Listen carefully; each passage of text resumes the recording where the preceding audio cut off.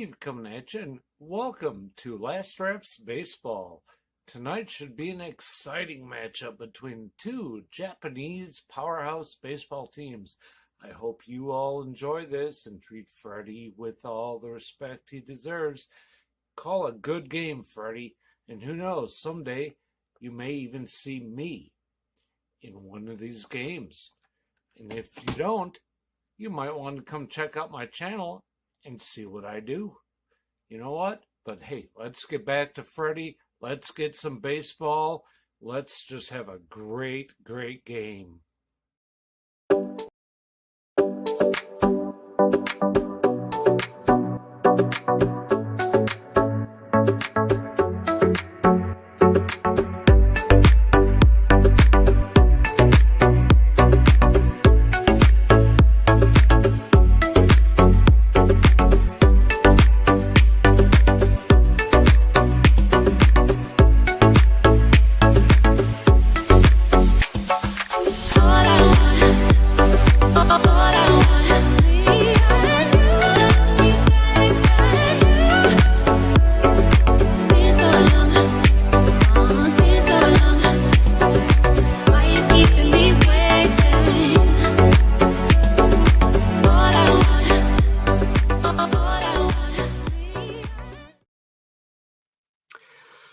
Welcome, everybody. Good morning, good afternoon, good evening, wherever you're at in the world. Welcome to Last Reps Baseball's live commentary of the DuPont Professional Baseball League. And tonight we are going to be bringing you the second and final game of this two-game mini-series between the Fukuoka SoftBank Hawks and the Tohoku Rakuten Golden Eagles.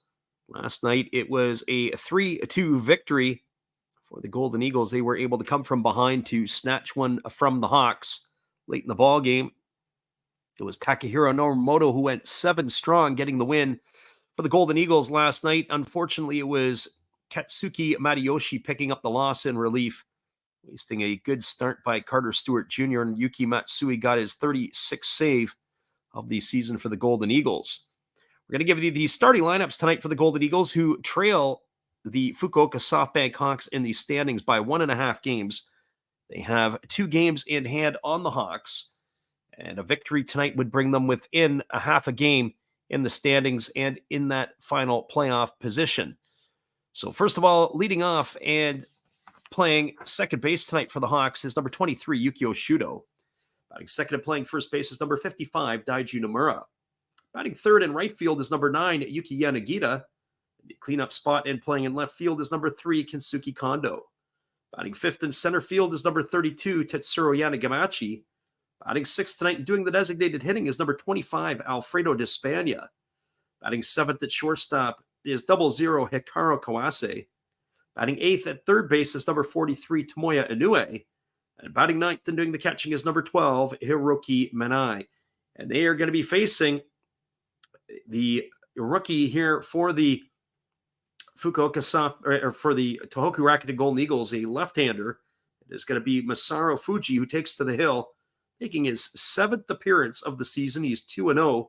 He's worked 26 in the third innings. He's allowed 23 hits, 9 runs, 8 of which have been earned. He's walked 14 and struck out 14, and he's got an earned run average of 2.73. Well, that is your starting lineup for the Tohoku Rakuten, or for the Fukuoka SoftBank Hawks. And now your lineup for the Tohoku Rakuten Golden Eagles. Leading off and playing shortstop, wearing number 66, is Itsuki Moribayashi. Batting second and playing third base is number 39, Yukiya Ito. In left field and batting third is number 35, Hiroki Shimauchi. In the cleanup spot and wearing number 3 is Hideto Asamura. Batting fifth in right field is number 27, Hideki Okajima. Batting sixth at first base is number 4, Toshiki Abe. Hitting seventh in center field, wearing number 8, is Ryosuke Tatsumi. Batting eighth and doing the catching is number 2, Hikaru Oda. Batting ninth and playing second base, wearing number 0, is Hiroto Kobakata. And they're going to be facing Tomohisa Ozeki. He takes to the mound with a 4-6 record. He's got 95 and a third innings pitched. He's allowed 85 hits, 34 runs, 32 have been earned. He's walked 29 and struck out 69 to an ERA of 3.02. Well, those are your starting lineups. The starter, Fuji, is on the hill getting his warm-up tosses, and we are going to be ready to bring you this one here in just a few. Appreciate you guys for jumping in, whether you listen live or on delay. We'll be back in 30 seconds with the call right after this.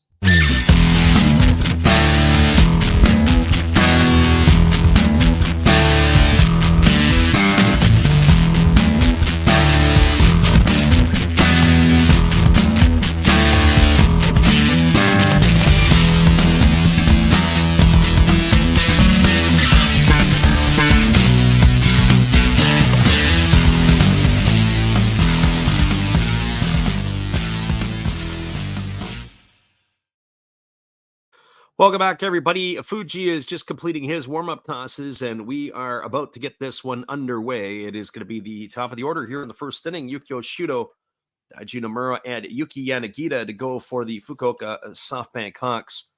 The one thing that we've noticed, and it is certainly omnipresent, is just the number of players that are out of the lineup and not even on the game sheet for the Fukuoka SoftBank Hawks. They are banged up.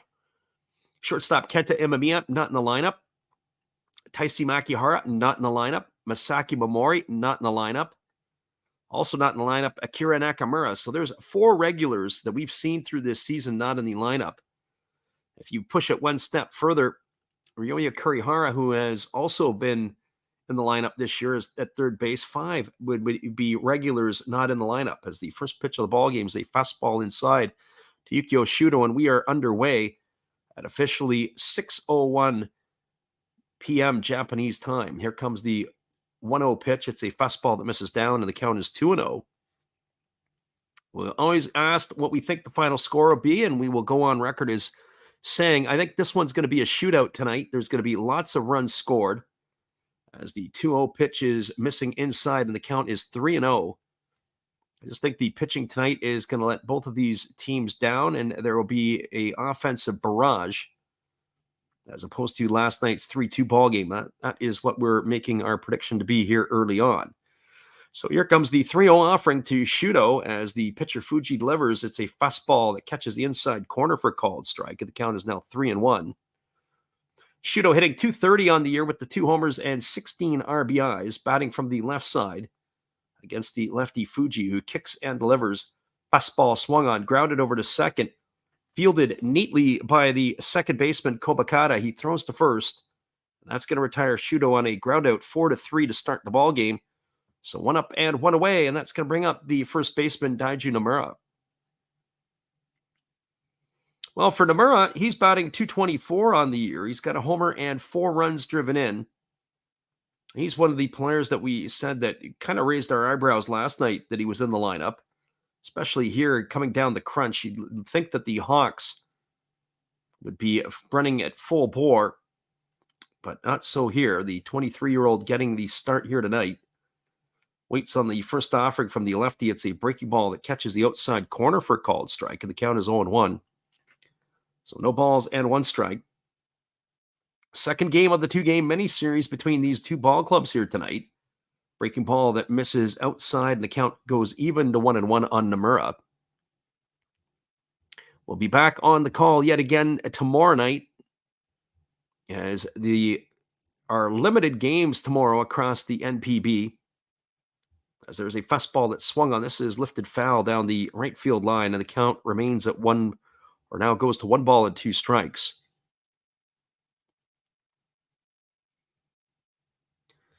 Full slate of games across the NPB tonight as both the Central League and Pacific League are in action. Tomorrow night, there will be only 5 games, and we're looking to lock in on the Lions and the Golden Eagles. There's a breaking ball swung on and missed. Nomura goes down in the books for strikeout number 1. That's the second out of the inning. It's going to leave it all up to the right fielder, Yuki Yanagita.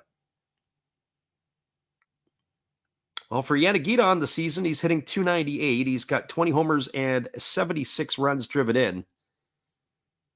As we said, tomorrow's action, the Golden Eagles are playing the Lions. We may do the call on that one, but we're leaning toward the Hawks and the Marines at the PayPay Dome. Breaking ball that misses down, and the count is 1 ball and no strikes. Marines are playing the Buffaloes at the Kyocera Dome in Osaka tonight. And that game we'll keep an eye on here throughout the evening, as we do believe that if the Marines lose that game tonight and the Eagles win it, it'll really bunch up the 3, 4, and 5 spot, or the 2, 3, and 4 spots in the Pacific League, I should say. As that breaking ball missed down, and the count is 2-0 to Yanagita. Fuji ready to deliver again. He kicks and fires. Fastball taken for a called strike, and the count goes to 2-1. And then after tomorrow's games, we'll shuffle the deck again. The Friday games in Japan, the Golden Eagles are playing the Fighters, so they play 3 different teams in 3 different nights. Fastball misses down to Yanagita, and the count's 3-1. Bay Stars, Dragons, and Swallows and Tigers would be the other games that night. Here's the 3-1 pitch. That's a fastball taken under the hands for a called strike. The count is 3-2. So 3 balls and 2 strikes to Yanagita. As we get the overhead look, it was a nice pitch that cut the inside corner. So here comes the 3-2 as it's on the way, and it's a fastball that misses down. That's going to be ball 4, and Yanagita's going to get himself a 2-out walk. That'll bring up the dangerous left fielder, Kensuke Kondo.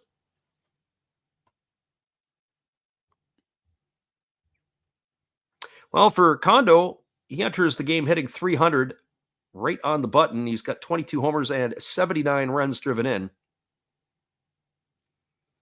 That's from the left side here against the left-hander Fuji.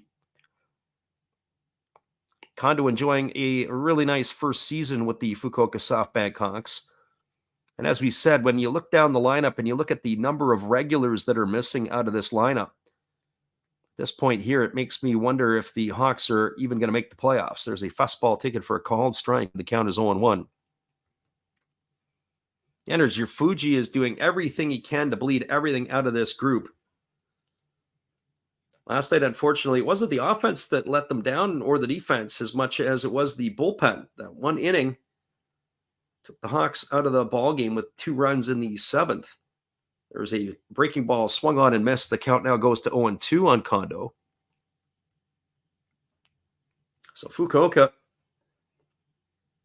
needs to get a win here to keep some distance between them and the Golden Eagles. Probably the next best thing that could happen is this game could be a 12-inning tie for the Hawks.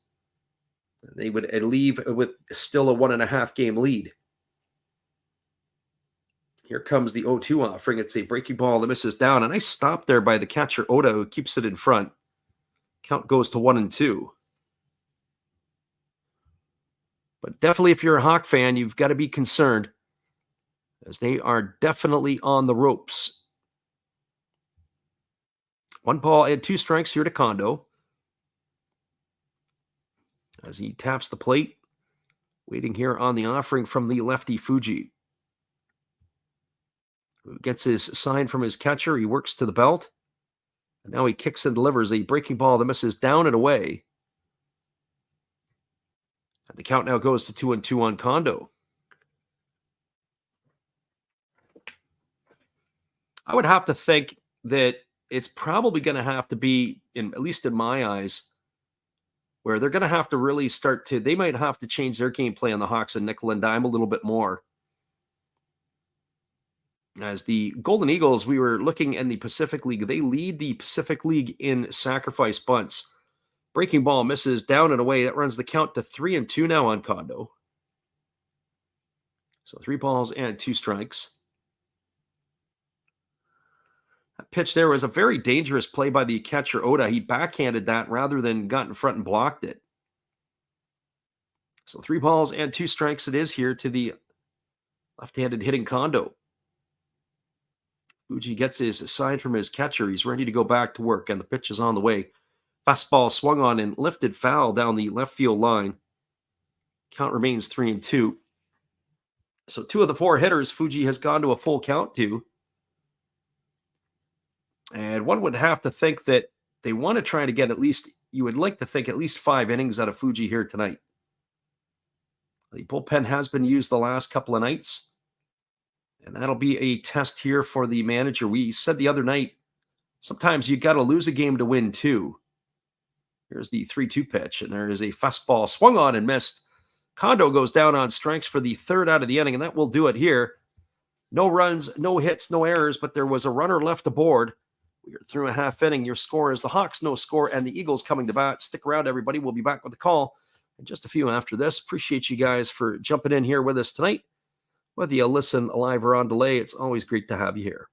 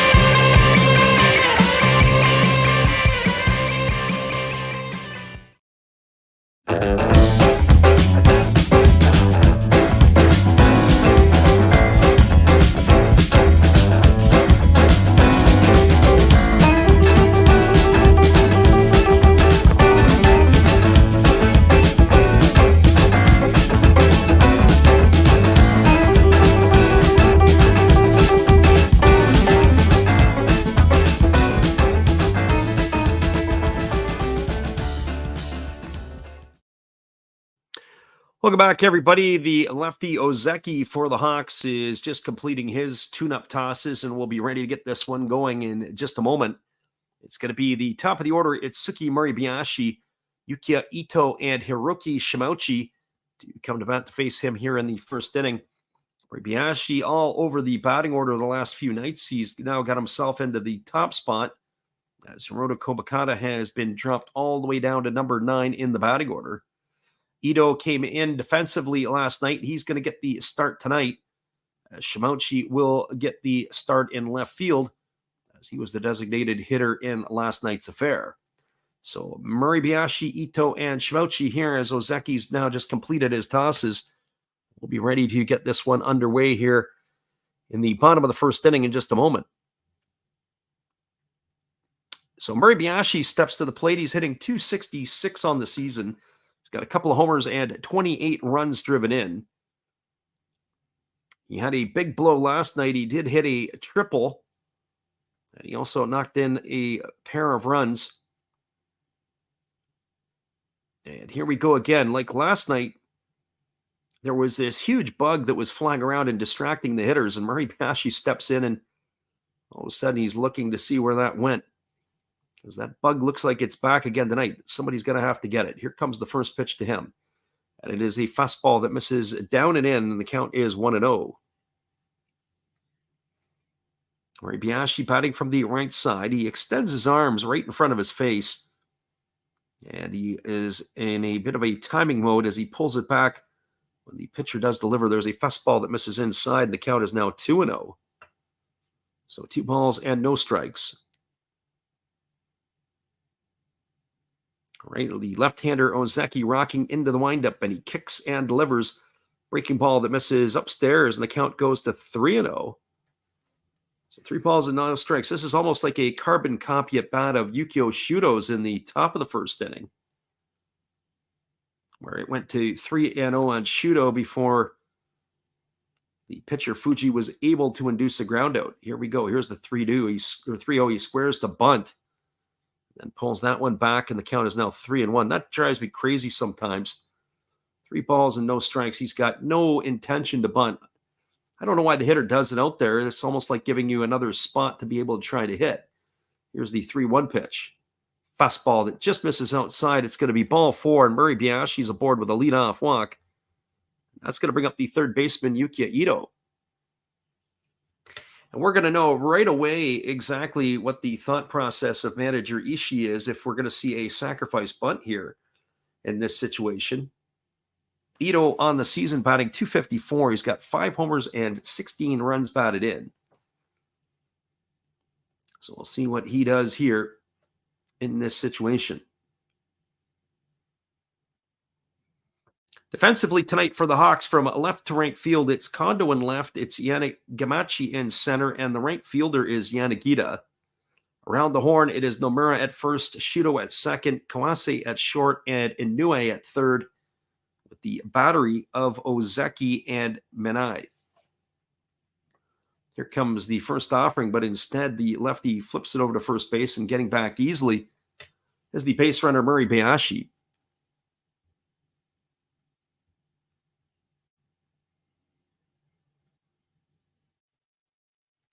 So no count here to Ito as he waits on the first offering. The lefty kicks and delivers. There's a fastball that misses down, and the count is 1-0.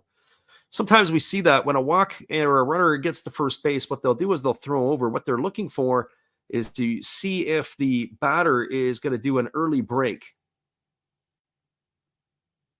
But the batter doesn't always do that, or at least doesn't always show. And certainly Ito has shown that he's not looking to bunt. Here comes the 1-0 pitch. Pitch on the way. It's a breaking ball, drops in for a called strike, and the count goes even to 1-1. So 1 ball and 1 strike. Lefty Ozeki, as we said at the beginning, he's subpar 500 pitcher this year with the win-loss department at 4-6.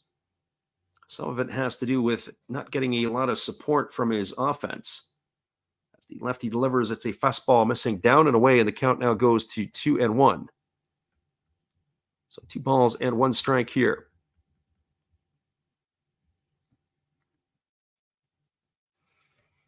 We'll try to post our game up a little bit later in the afternoon tomorrow as far as which one we're going to call tomorrow night. But as we have speculated, it's probably going to be the game between the Hawks tomorrow night that we'll be looking to make the call on. That'll be the Hawks and the Marines from the PayPay Dome. And that's just a one-off as well. As there's a fastball swung on it, it's grounded over to short. They go to second for 1, back to first, and that's going to be a double play. Ito grounds into the 6-4-3 variety. As I had speculated or thought, were we going to see a sacrifice bunt to get him into scoring position? But no, that's a ground ball double play. And the Eagles 2 nights ago when they were playing at the Kyocera Dome, it was 5 double plays in the first 5 innings. Well, the double play has showed up here again to haunt the Golden Eagles. 6-4-3. That one goes into the books. As Murray Bayashi's gone for out number 1, out number 2 is Ito, and that's going to bring Hiroki Shimouchi to the plate. And the first offering delivered to Shimouchi is a breaking ball that misses up and away. The count is 1-0. So 1 ball and no strikes. Shimouchi hitting .216 on the year with 6 homers and 25 RBIs. As the pitch is delivered, it's a breaking ball that misses down and away, and the count goes to 2-0. 11 pitches in the ball game so far, and 7 of them have been for balls by Ozeki. So he's been very fortunate here to roll himself a double play ball. He has not got command of his pitches yet. Here comes the 2-0 offering as he rocks into the windup, and he kicks and delivers. Well, there's a breaking ball that drops in for a called strike, and the count now is 2-1. It's very difficult to win baseball games when your pitcher can't throw strikes. Here comes the 2-1 pitch. Breaking ball swung on. This ball is lifted into shallow center field. Moving back on it is the second baseman, Shudo. He's going to make the catch, and that is going to do it. That's going to end it here for the Eagles in their half of the first inning. Well, there was no runs in the inning. There were no hits, no errors, and there was nobody left aboard. We're now through 1 complete. In Tohoku, it is the Hawks nothing and the Eagles nothing. Stick around. We'll be back in just a bit with all the action right after this. Thanks for stopping in here with us tonight, everybody. We'll be right back.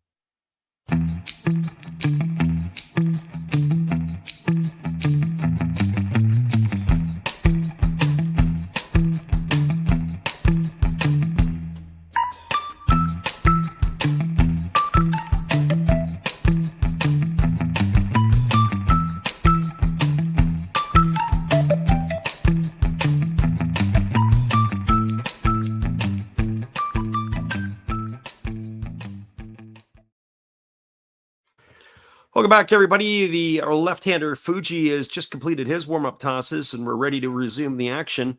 It'll be the 5, 6, and 7 hitters to come to bat. That means Tetsuro Yanagamachi, Alfredo Di Spagna, and Hikaru Kawase to face him here to begin his second inning of work.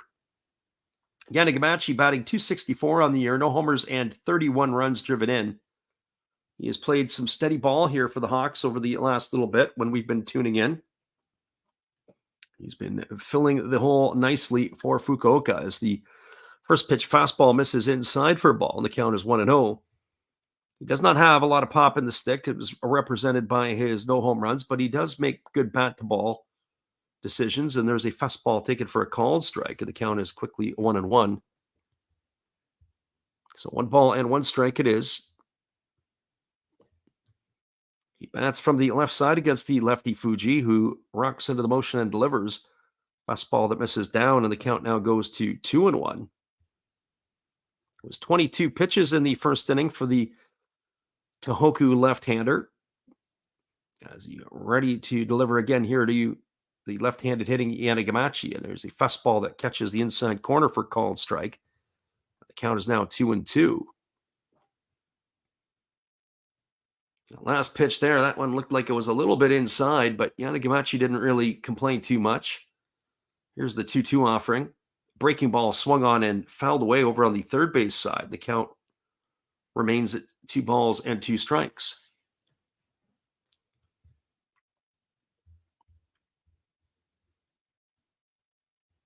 Hawks and Eagles here tonight in this one. As we said, full slate of games across the NPB. There's a fastball swung on and missed. That's going to put Yanagamachi into the books. He's gone for out number 1 here. It's the third strikeout of the night by Fuji. And that's going to bring up the designated hitter, Alfredo Di Spagna. Well, for Di Spagna, he couldn't be off to a worse start in his comeback to Fukuoka. He didn't have the season. He was playing in the Mexican League, and they ended up bringing him back because some of their import players have just been absolutely terrible, at least on the offensive side this year. First pitch fastball misses down, and the count is 1-0. Willens Astudillo and Freddie Galvis not being able to keep a place in the Hawks lineup, buried on the farm. Courtney Hawkins really not doing anything as well to force himself into a place. As that breaking ball misses outside, the count's 2-0. And so they went out and signed Di Spagna to bring him in, trying to resurrect some of his old ways, but he's batting .077 and nothing across the slash line. So here's the 2-0 pitch. Fastball that catches the outside corner, and the count now goes to 2-1. So they're hoping that he can bring them some magic here as the veteran designated hitter tonight. It's the one thing I will say about the manager for the Hawks. There's a breaking ball swung on. It's grounded to short, fielded by Murray Biashi. He throws across the diamond, and that is going to retire Di Spagna on a ground out 6-3. He's gone for out number 2, and that's going to bring up the shortstop Hikaru Kawase. I was going to say about manager Fujimoto is that you've got a number of different players that he plays across the lineup. Now, mind you, they have their share of injuries. And the everyday players, when they do play, they want to play every day. Because the big thing is to be able to keep their timing. Seeing Major League pitching every single day. It's hard to hit. I say Major League pitching, but in this case, NPB pitching. It's hard to be able to hit when you're always coming in and out of the lineup. First pitch breaking ball was taken for a called strike by Kawase, and the count is 0-1. Here's the pitch. It is a fastball taken for a called strike, and the count's 0-2. Defensively for the Eagles tonight, we didn't give you their lineup in the first inning. It's Shimauchi in left, Tatsumi in center, and the right fielder is Okajima. Around the horn, it is Abi Kobakata, Murabiyashi, and Ito. That's from first to third, with the battery of Fuji and Oda. As that breaking ball misses down, and the count goes to 1-2. So now we have both teams' batteries in the book and their lineup as well. So 1 ball and 2 strikes it is here to Kawase as the lefty Fuji works to the set position. And now he kicks and delivers. It's a fastball swung on. This is grounded foul just past the third base coach's box, and the count remains at 1-2. So 1 ball and 2 strikes. As we mentioned before, we will give you the games in the next little bit here. The only night we're not going to be able to call one is going to be the Saturday game or Friday North American time. There's a fastball swung on. It's going to be lifted foul down the left field line. Count is 1-2. Just have some other commitments that are going to, unfortunately, get into the way of our own commitments to do this. Here, we don't get committed to do it on the regular. It's because we do it for fun. It's what we're doing on our spare time. Here comes the 1-2. Breaking ball swung on and missed. And that is going to retire Kawase for the third out. And that's the fourth strikeout of the ball game here for Fuji already, as he has got 4 in the books here. Hawks go in order 1-2-3 in the second inning. No runs, no hits, no errors, nobody left aboard. Your score as we move to the bottom of the second, it is Fukuoka nothing and Tohoku no score. We'll be back in just a few with all the action. Appreciate you guys for listening in, whether you listen live or on delay. It's always great to have you on the Last Drops Baseball YouTube channel. We'll be right back after this.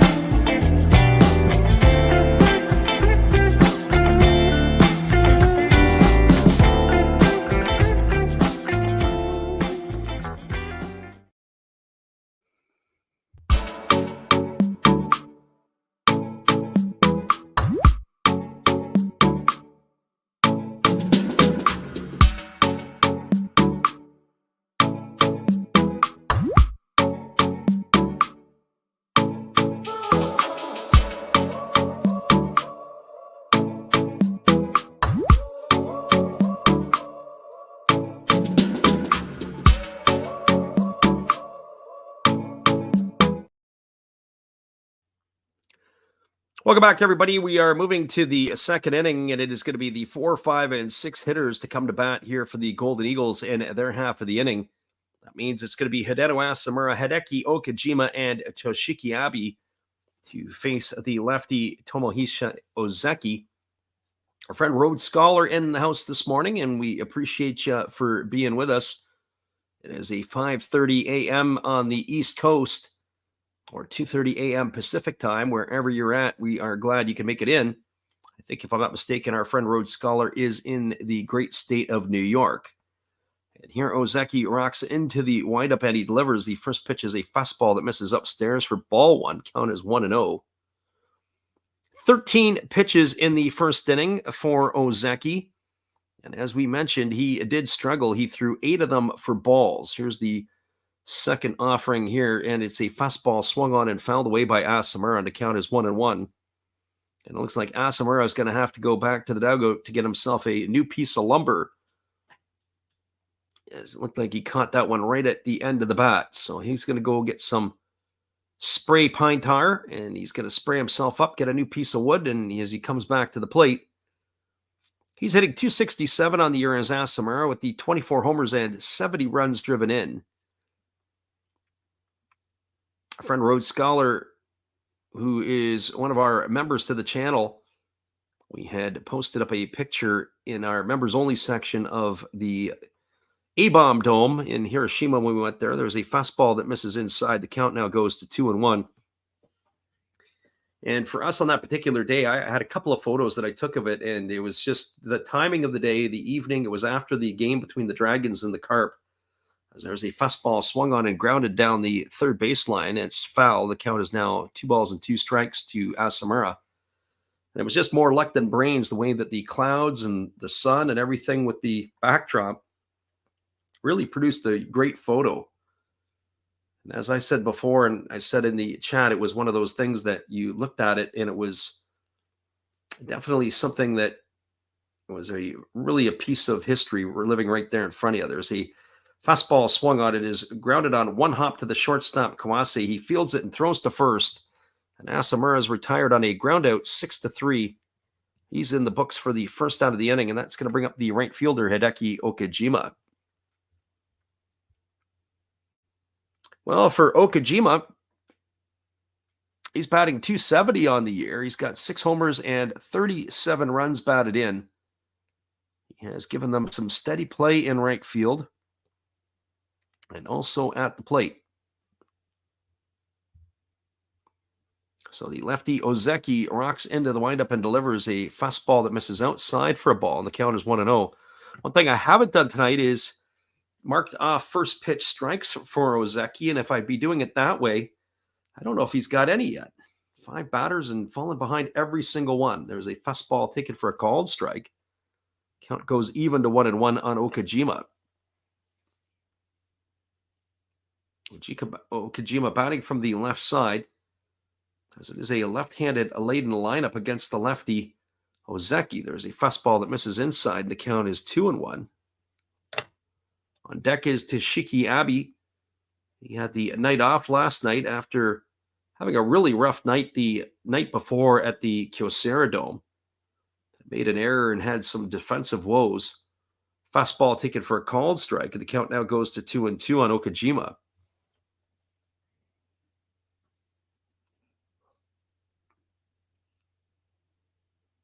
Eagles had 1 base runner in the first inning, and Murray Biashi was erased at a double play. There's a breaking ball swung on it. It's grounded softly over to short. Kawase fields it. He throws to first, and that is going to retire Okajima. That goes as a ground out. 6-3 in the books for the second out of the inning. That's going to bring up the first baseman, Toshiki Abe. Well, there's one thing that we can say that isn't going to happen. We're not going to see 5 double plays in the first 5 innings now, as there is 2 out here.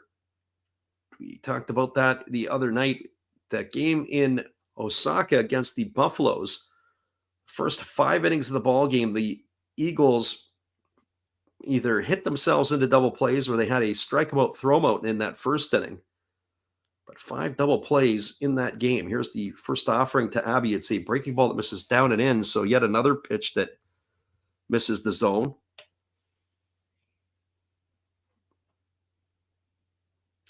Abe batting from the right side here against the lefty Ozeki, who delivers a fastball that swung on and lifted foul down the right field line, and the count goes even at 1-1. The way it's looking tonight, it looks like you could come to the bat with your bat on your shoulder and work the pitcher to a full count. It's never a good sign for a starting pitcher. Here comes the 1-1 pitch as he kicks and delivers a fastball that just misses inside. Count now goes to 2-1. So 2 balls and 1 strike it is.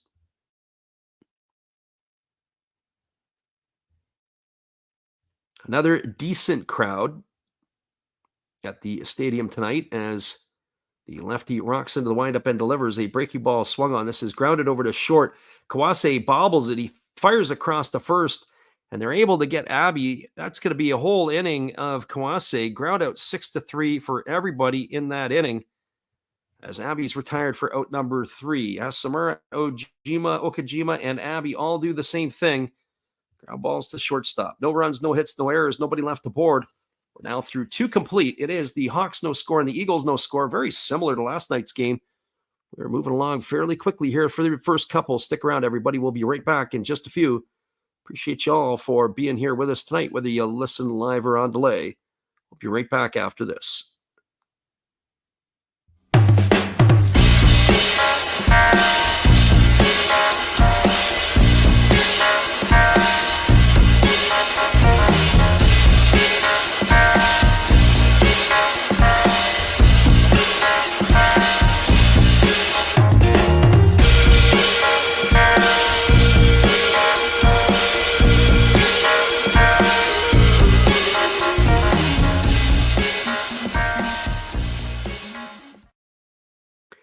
Nothing as we move to the top of the third. Hang tight, everybody. We'll be back in 45 seconds with all the action.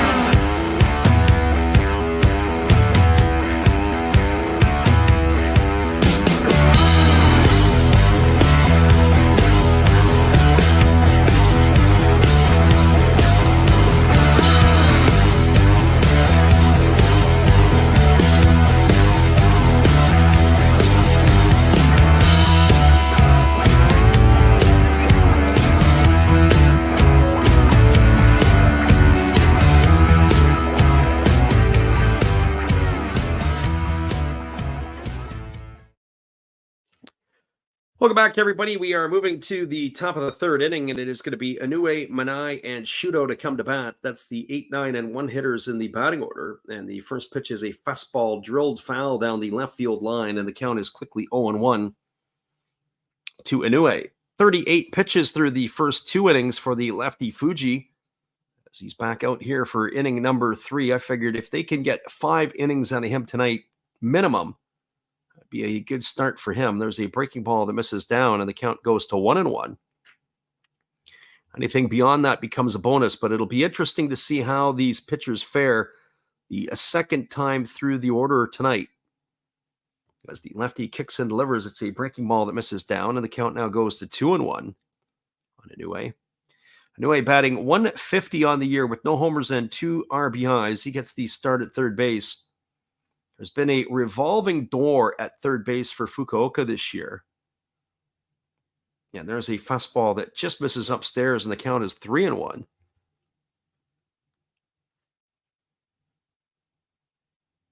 The lefty ready to go again as he holds himself at the belt. And here comes the pitch. It's a fastball that misses outside.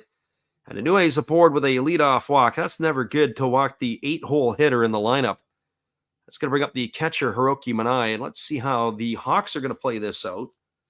We thought in the first inning that maybe Ito would be bunting when the leadoff hitter, Moribayashi, got on for the Eagles, and he ended up grounding into a double play. So let's see if the Hawks are going to be bunting their catcher here. On the season, he's hitting .226. He's got a couple of homers and 5 RBIs. And our answer looks like it is going to be yes, as he's already in the box squaring to bunt. As Fuji delivers, it's bunted down the first base line back to the pitcher. They throw down to second for 1, back to first, and it's going to be a double play. What a play by Fuji to get off the mound. He fields his position really well. He fires it to second for 1 to get Inoue, and they get Manai on the back end. Not a very good bunt, but a great defensive and athletic play by Fuji. Be able to garner the double play here for 2 out in the third inning. It's going to go into the books as a 1-6-3 double play, and that will bring up the top of the order in Yukio Shudo. Well, for Shudo tonight, he is 0 for 1. He grounded out to second base his first time up.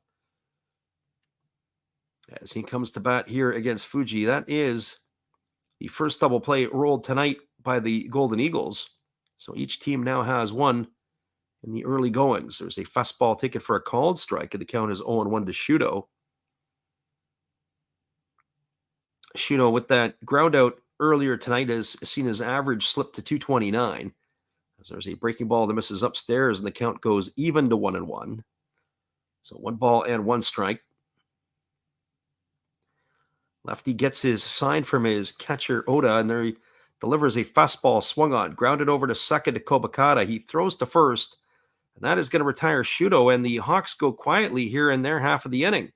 An unconventional 1-2-3, as there was no runs, no hits, no errors, and nobody left the board. We're now moving to the bottom of the third inning. Your score is the Tohoku Rakuten Golden Eagles 0 and the Fukuoka SoftBank Hawks 0. Stick around, everybody. We'll be back with the call in just a few minutes. We appreciate you guys for hanging out with us here tonight. We'll be right back after this.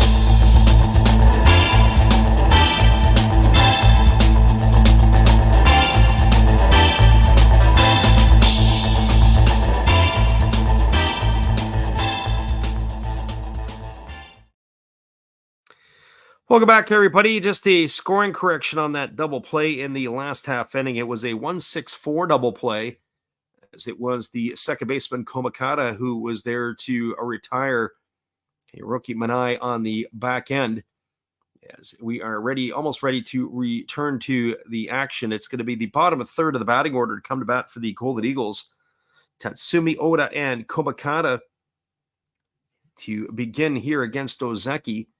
The first pitch coming up to the left-handed hitting Tatsumi is a fastball taken for a called strike, and the count is quickly 0-1.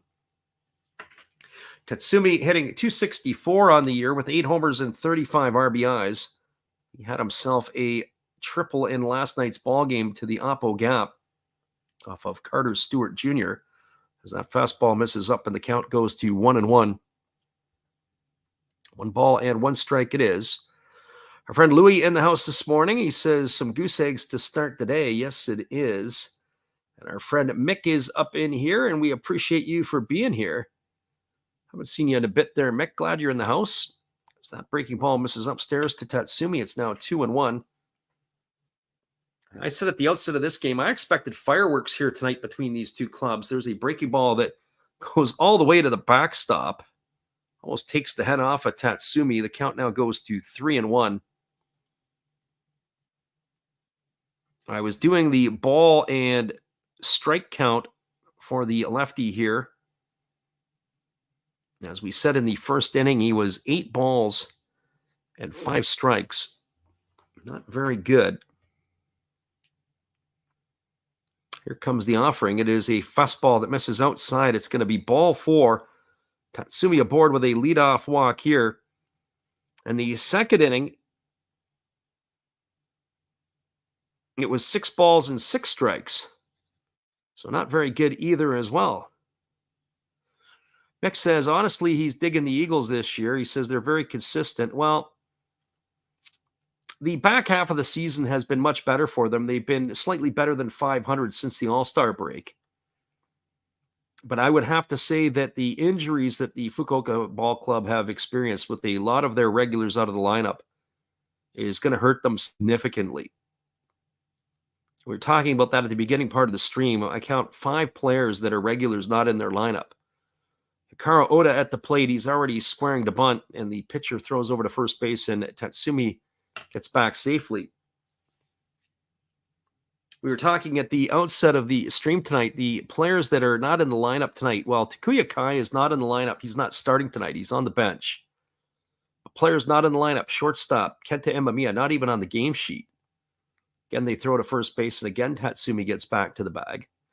Taisi Makihara, not in the lineup, not in the game sheet.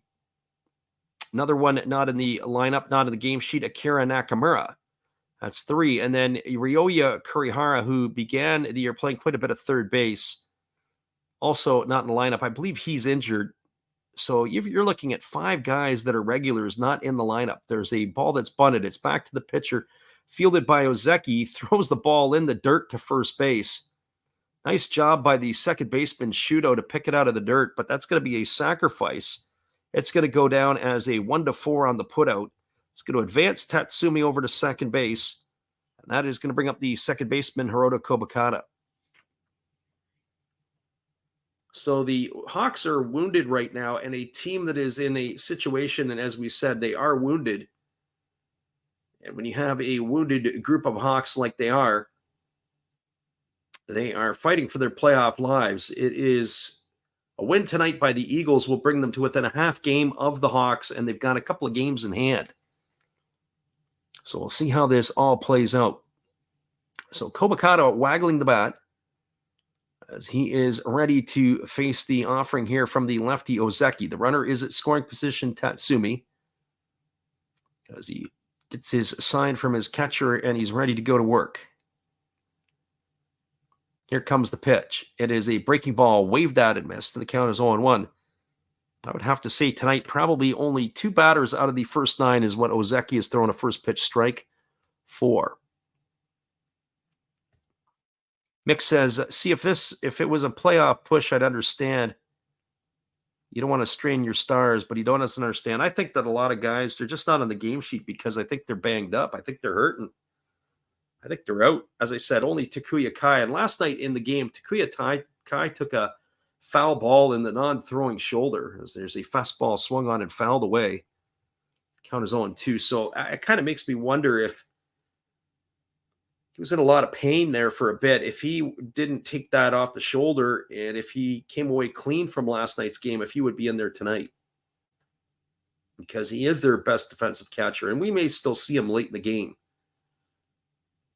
So no balls and 2 strikes here to Kobakata as he bats here against the lefty Ozeki, who's ready to deliver. Here's the pitch. Fastball that misses way upstairs, and the count goes to 1-2.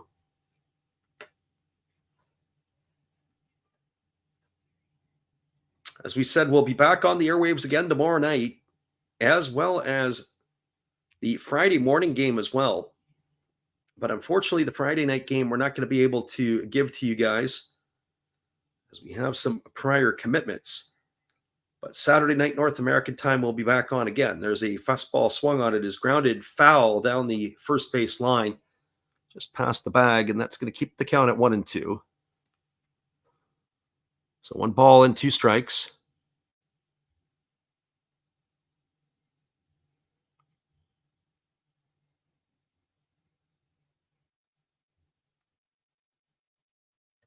Left-handed hitting Kobakata, waggling the bat. Waiting here on the offering from the lefty Ozeki. As he works to the set position, he kicks and delivers.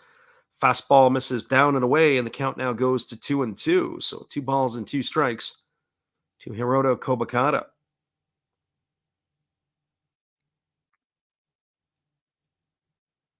"38 pitches so far for the lefty, as he's been very fortunate, as we said, with the ball and a strike ratio that he's delivered here tonight. 25 pitches in the first 2 innings for the lefty, as he looks in and gets the sign here from his catcher. And he works to the set position. Here comes the offering to Kobakata. It's a fastball swung on. It's slap foul over on the third base side. Kobakata, you got to tip your hat to him. His bat-to-ball skills are absolutely outstanding. He can really get a piece of everything. Pretty good bunter, pretty good hit and run. The cheerleaders are giving their all for the Eagles tonight. 2 balls and 2 strikes. As Kobakata waits here from the offering from Ozeki. He's really pounded him low and in. He's trying to sneak a couple up and away on him. Here's the pitch. It's a breaking ball swung on, tap foul, just past the first base coach's box. Count remains at 2-2. It's going to be the 8th pitch of the at-bat coming up to Kobakata, so no matter what, he has got himself that as well. Our friend Mick says the Marines have struck first. They lead 1-0 over the Buffaloes.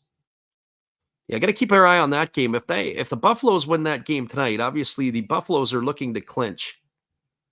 A win tonight by the Buffaloes over the Marines that would give them the Pacific League title, but then a win here by the Golden Eagles would just make this a really tight race. There's a breaking ball swung on. It's lifted into shallow center field. It's going to get down for a base hit, rounding third, and then they throw on the brakes on Tatsumi as he is going to stop there. It's going to be a 1-out single for Kobakata. He's aboard. Tatsumi stops at third, and it's going to bring the top of the order, Murray Biashi, to the plate.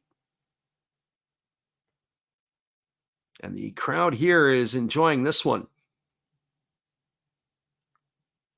So here's my thoughts. You got to keep your eye on Kobakata. He's got 30 stolen bases on the year. On top of it, Tatsumi at third base has got 13. So Tatsumi in this situation is a threat to be able to come home and score. I would have to say you want to put Kobakata in motion. But at the same point in time, keep your eye on Murray Biashi. He is in a situation here where they may consider doing a safety squeeze. Get the ball in play and then make it a read play. We saw that actually in the Tiger-Dodger game tonight in North America. I forget who the hitter for the Tigers was, but it was Akil Baddoo was the runner at third base. He ended up running himself into an out at the plate. Something very similar to that. And what you're wanting to look for is you're wanting to make sure that you have the time and the space to be able to get down the line to be able to score. And if the bunt is placed in a good position, regardless, they would at least move the runner up into second base. Here's the first offering. It is a fastball taken for a called strike. The count is 0-1. Dodgers ended up coming from behind to win that game 3-2 against the Tigers. Our friend Mick says the Buffaloes have been messing up since the All-Star break. I don't know about that per se. I don't remember that as one of their problems. The post All-Star break, the Buffaloes, in fact, have been 28-15. They're 13 games above 500. Buffaloes have the second best win percentage to the Hanshin Tigers after the break. As that fastball is swung on and fouled away, and the count is 0-2. The Tohoku Rakuten Golden Eagles, not including last night's affair, actually including last night's affair, are 23-22 since the All-Star break. One game over 500. Hawks, 21-27. They've been stumbling. The worst team after the break has been the Chinichi Dragons. They're playing .348 baseball. Nobody has been as bad as them. So no balls and 2 strikes to the leadoff hitter, Murray Biashi. He bats here with runners at the corners. Keep your eye on Kobakata as the lefty Ozeki works to the set. And he throws over to first base, and diving back in time is Kobakata. So they have the same thoughts that we do. He could be in motion. Bottom of the third inning, the Eagles are threatening with runners on the corners and 1 out. Runner Tatsumi at third. The runner at first is Kobakata. No balls and 2 strikes to Murabayashi as he waits here on the offering from Ozeki. Ozeki works to the set position, and here comes the pitch. Kicks and fires. Fastball that misses in, and the runner Kobakata takes off to second base. He's going to steal second. And it was kind of an interesting play because it looked like the catcher Manai wanted to go to second.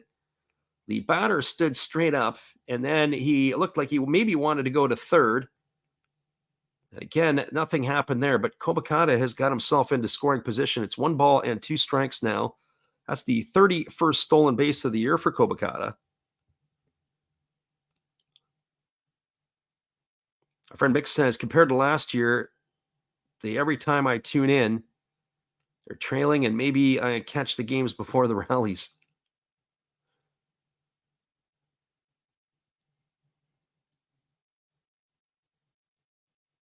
Here comes the offering here as the pitch is on the way, and there's a fastball swung on and grounded foul just past the base runner at third base. The count remains at 1-2.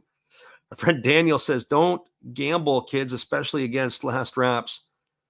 I asked you if I thought the game was going to be high scoring because he had a bet on the over and he lost. Well, tonight, when I started the stream tonight, I thought this one would be a higher scoring affair. Maybe I had to revamp that based on the lineup of the Hawks that they rolled out tonight. I don't know where their offense is going to come from. Certainly the 2 pitchers tonight look like they got fireworks written all over them. Here's the 1-2 pitch. Breaking ball misses outside, and the count now goes to 2-2. But so far here, through the 3 innings, although Ozeki is in a little bit of trouble here,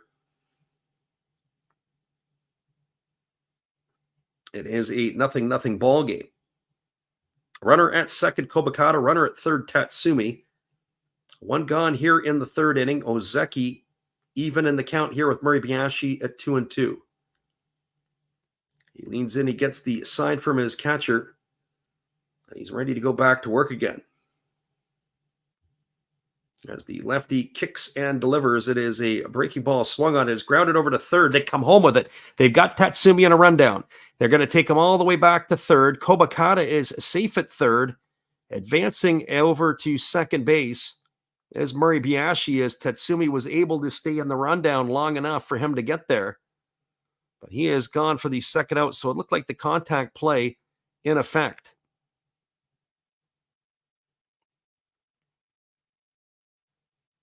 So that's going to go in the books as a 5-2-5 putout. 5-2-5 put out. Check that. It looks like it might have been a 5-2-1 put out, but I'm just going to look at that one again. The third baseman is wearing, we'll confirm that one. Nope, it is a 5-2-5 put out of Tatsumi, if you're keeping score along with us. Tatsumi out for out number 2, 5-2-5. Actually, and the batter, Moribayashi, we thought he got all the way over to second base, but he ended up having to scamper back. Tatsumi wasn't able to stay in it, so they've got runners on the corners. Kobakata is at third on the fielder's choice, as there's 2 gone here in the inning. So we'll reset ourselves as Yukiya Ito comes to the plate. 0 for 1 tonight. He grounded into the double play his first time up. You also got to keep an eye on Moribayashi. He can run a little bit too. He's got 9 stolen bases on the year. So we'll see what Ito does here. The first pitch is a fastball taken for a called strike at the count's 0-1. Daniel says, I remember you mentioning the players we were used to seeing were going to be in the lineup, but so far Zilch. Yeah, same thing tonight for the Hawks. As we said, there's 5 guys, only really Takuya Kai. The rest are not on the game sheet, and that tells me that Momori, Nakamura, and the others are out of action because of injury. Kenta Imamiya being another. There's a fastball that misses in. Again, the runner goes down to second, and again, no throw from the catcher, Minai. And that's going to be a stolen base. It won't be a defensive indifference. He got a good jump off the lefty as he was able to take the bag there. So runners at second and third again, but this time with 2 outs. That last pitch was a ball to Ito. If the Hawks could get out of this jam, you got to say it's been a Houdini act here by Ozeki.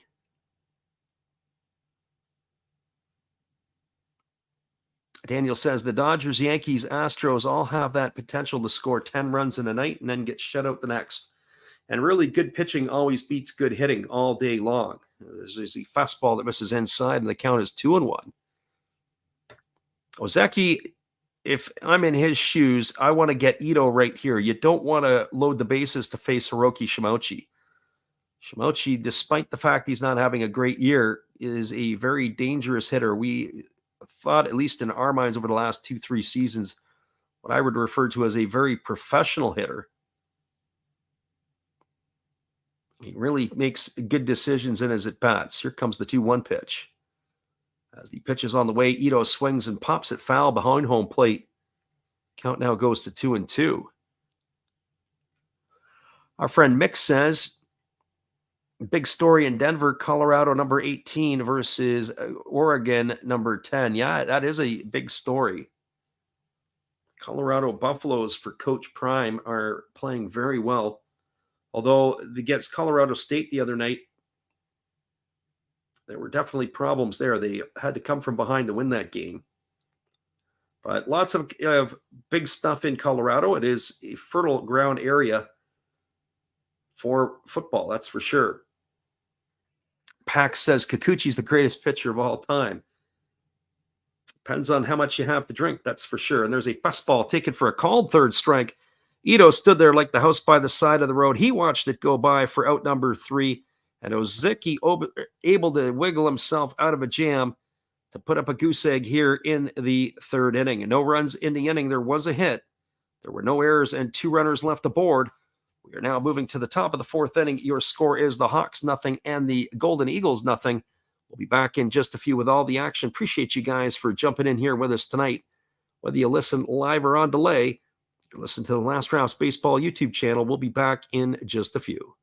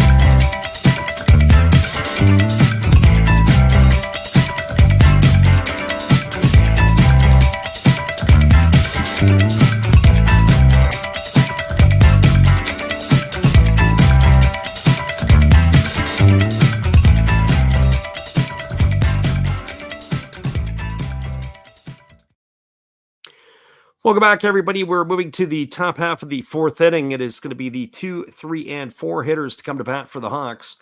And if there is a spot where the hitters of Yanagita and Kondo need to start carrying the ball club, this is where it is, because the Hawks have shown nothing here tonight. I don't even think Viagra could help their offense in this one.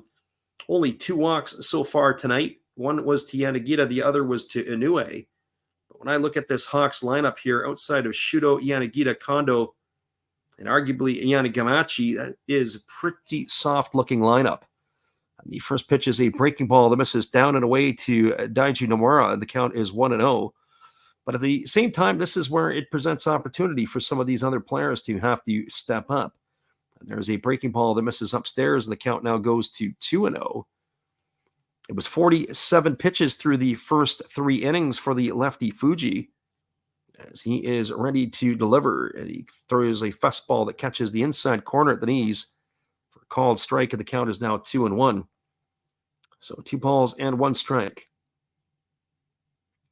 Lefty again working to the set, and he's ready as he kicks and delivers a fastball that misses outside. Count goes to 3-1 on Nomura.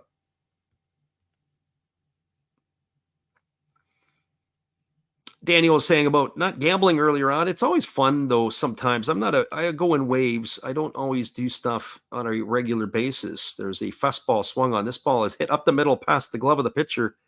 And it's going to be a single here for Nomura. He's aboard with a base hit. So he is aboard, and that is going to bring up the right fielder, Yuki Yanagita. And I guess what I would say to that is that, sometimes people, I had a relative, some people that say they like to gamble, and then some people love to gamble. And the relative that I had, he unfortunately passed away earlier this year. He loved to gamble. And that was unfortunate for him and his family. But they always say, I know your limit and play within it. Because it is fun to have that little bit, gives you that little extra advantage on the games. Here's the first offering here to Yuki Yanagita. And the pitch is a fastball that is swung on and tapped foul over on the first base side. And the count goes to no balls and 1 strike on Yanagita. Our friend Mick says Last Wrap Sportsbook. Yeah, there you go.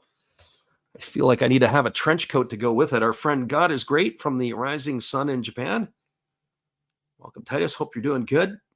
There's a breaking ball that misses down to Yanagita, and the count goes even to 1-1. Our friend Influence is in here. He says he's taken the over tonight from Australia. One would have to think that it would only be natural for somebody from Australia to take the under. That's just my thought. Here comes the 1-1 pitch to Yanagita. Murrah gets his lead, and here's the fastball that misses down, and the count is 2-1. So 2 balls and 1 strike. Australia's on my hit list. I just don't think I'm going to be able to pull it off next year. I would like to go to Australia. I'd like to go see the land of Oz.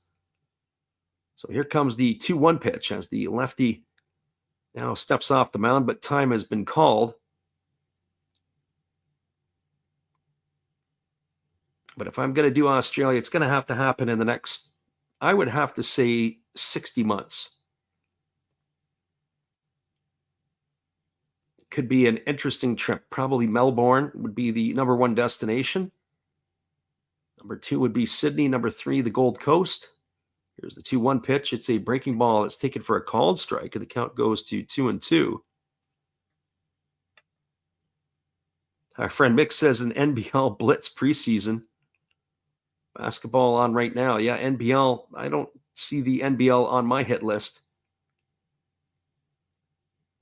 We'll play with some koala bears and kangaroos, I think, would be the thing. Here comes the 2-2 pitch. There's a fastball that is swung on and lifted foul down the left field line, even maybe hang out on Bondi Beach for a while. There's sharks in the water and sharks on the beach. So 2 balls and 2 strikes to Yanagita. Suki Kondo waits on deck. The runner at first, Nomura, with nobody gone here in the top of the 4th inning. As the lefty kicks and delivers, there's a fastball that misses down. The runner's on the way. They throw down to second. It's not going to be in time. Murray Biashi thinks he may have had it. It was not the best throw. Let's see what manager Ishii says as he almost falls over backwards. They're going to want to have a look at this one. The shortstop, Murray Biashi, is confident that he made the play there. He thinks that he's got Nomura. We're going to go to the VAR on this. So hang tight, everybody. We'll get our own VAR and have a look as the umpire goes down the tunnel and a couple of the others go down there with him. Let's see what we see here. Did Nomura get it? It was not a very good throw by the catcher, Oda. As I said, Murray Biashi, he was able to pick it on the short hop, and he thinks he's applied the tag all in one motion to be able to get the runner. So here comes our first look at it. Nice job by the shortstop. I don't think so. It's not even close. This is going to be an easy call here.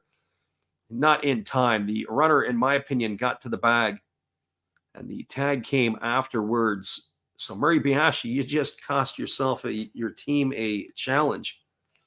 That secondary look from the outfield looked like it was a lot closer, but I don't think that they're going to get this call. I think the call is going to be upheld. I will say this. One thing I do like is the quickness in which that they make the decisions. Nope, I don't think that they're getting this call at all. As I said, the outfield view is a little bit different, but you can't really see enough there as the dirt all gets in the way of where the tag and the impact. So we'll wait here. The umpires are ready to come back out in just a moment. One thing I do like about the Japanese league, and they started to do it in North America this year, of course, is where they will let you know what the decision on the call was. You don't always get that in North America, that is for sure.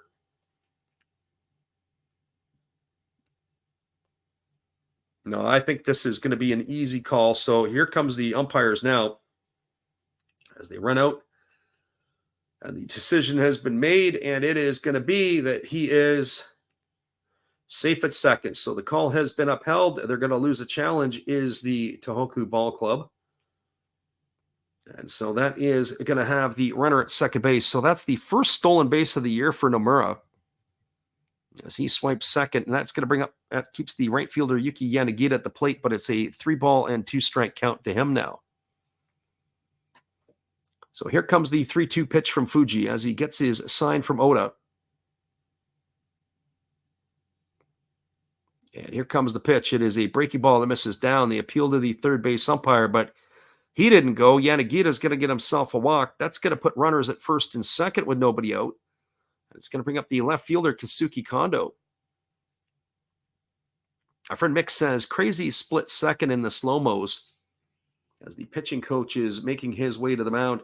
Yeah, what I thought was interesting there, the slow-mo that we saw from the angle from the infield side, probably from the first base side of the catcher when they zoomed in on it, that was an easy automatic call. But the call that came from the outfield side from left center field, that was a much more difficult call because you had the dirt flying all over the place and impacted in. But certainly the call from where the angle was from where the catcher's first base side of the catcher made it an easy decision.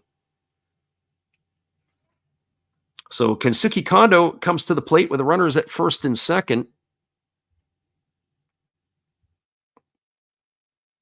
No batting from the left side. He is 0 for 1 tonight. He struck out his first time up. As he bats here against the lefty Fuji for the second time. Yeah, he says Eagles lose a challenge and then walk them anyway. That's a double whammy, especially when it's 3 balls and 2 strikes and then your pitcher's standing out on the mound. There's a breaking ball swung on. This ball is popped up into shallow left field. Moving over underneath it with room and making the catch is the left fielder Shimauchi. Wasted at bat there by Kondo, usually who is pretty tough. He's gone for the first out of the inning, and that's going to bring up the center fielder Tetsuro Yanagamachi. If you're a Hawk fan, you're probably losing your lunch right now just having to watch this. So Yanagamachi comes to the plate. He's 0 for 1 tonight. He struck out in his only time up. as he waggles the bat, waiting here on the first offering from the lefty Fuji, who kicks and delivers. There's a fastball swung on. This ball is line foul down the left field line. Gets past the ball girl down into the corner, and the count is quickly 0-1 to Yanagamachi.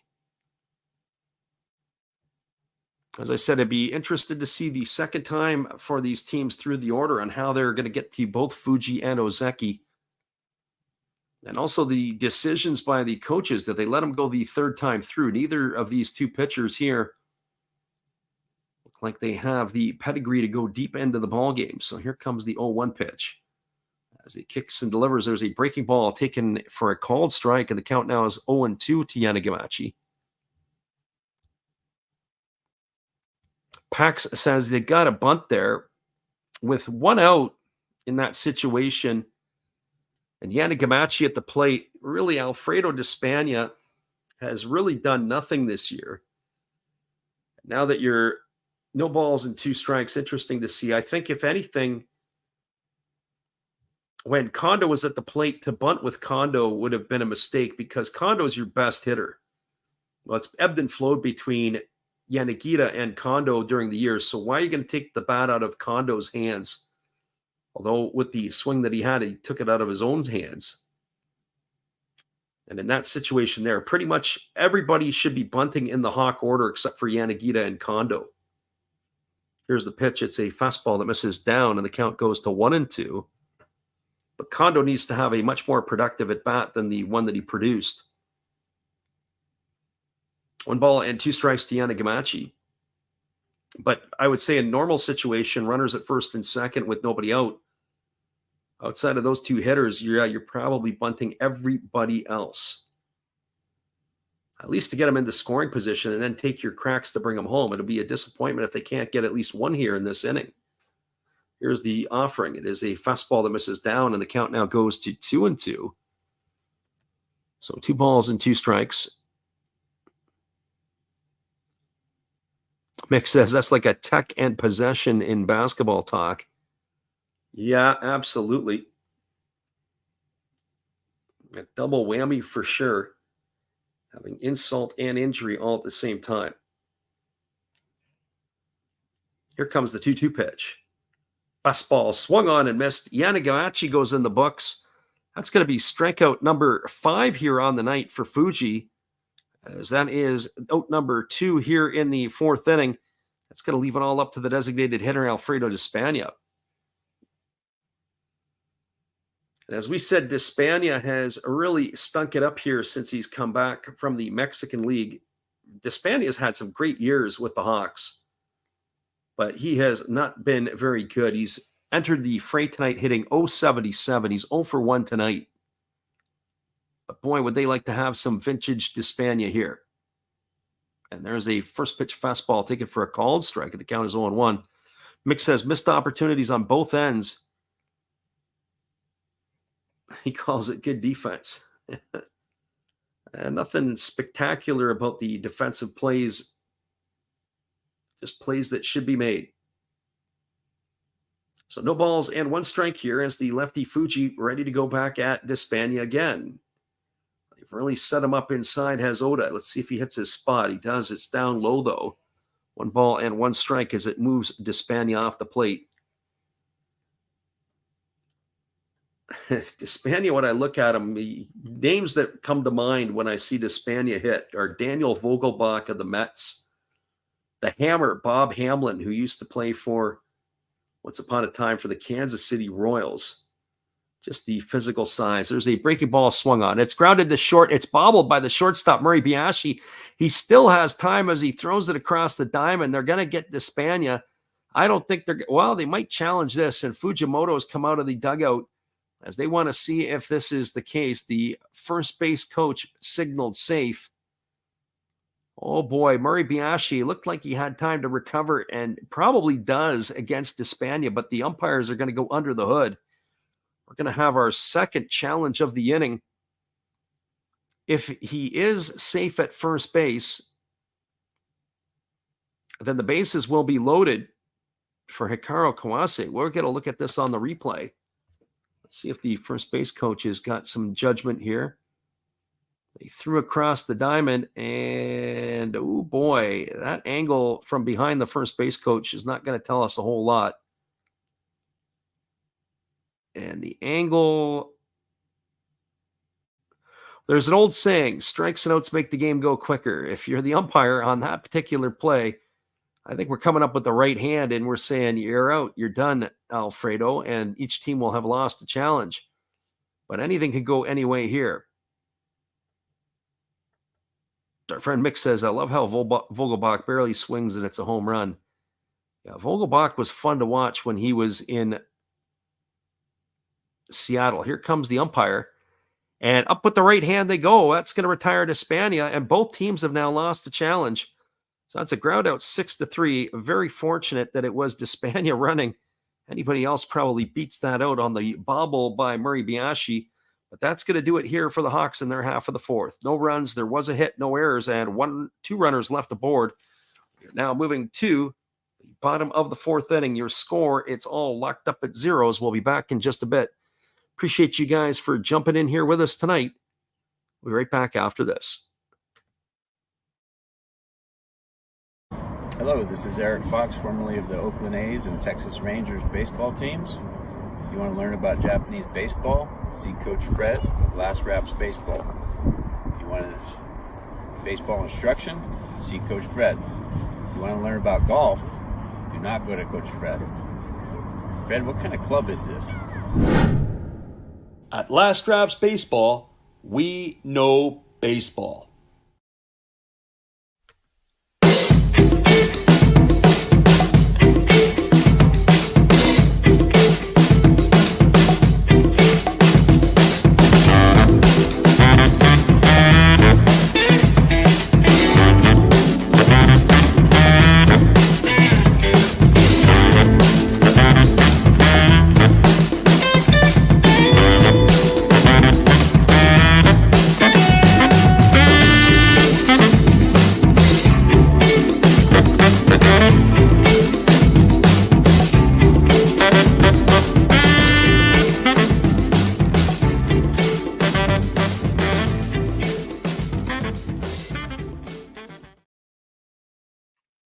Welcome back, everybody. We are moving to the bottom half of the fourth inning, and coming to bat will be the 3, 4, and 5 hitters for the Golden Eagles.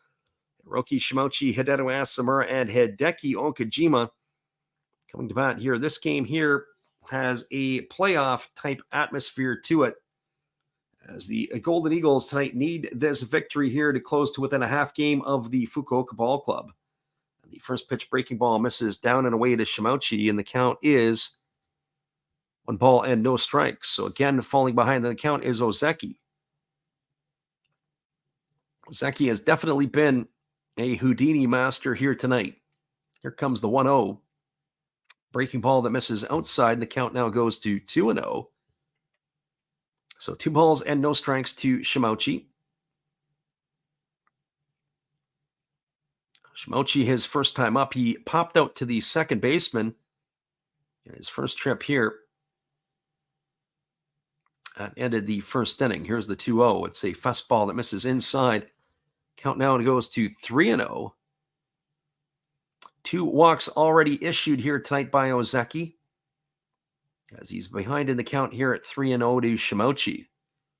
We were doing his ball strike counts for the first couple innings. We didn't tally up his third, as there's a fastball that misses upstairs. That's going to be ball 4. Shimouchi's aboard with a leadoff walk, and that'll bring up the designated hitter, Hidetto Asamura.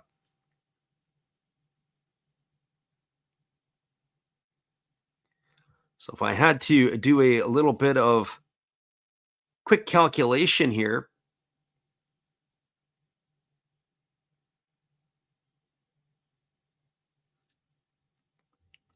so it looks like we have 24 balls and 32 strikes from the lefty tonight, and that's just not good enough. But you have to tip your hat to Ozeki. He's battled and he's been able to find his way to be able to get the hitters out here. So here comes the offering as the lefty delivers. It's a fastball that misses outside. The count is 1-0. So 1 ball and no strikes. Our friend Mick says the Marines lead 2-0 on the Buffaloes in the top of the 5th. I don't want to cheer against the Marines or against the Buffaloes, but tonight I would actually hope that Buffaloes could clinch that out.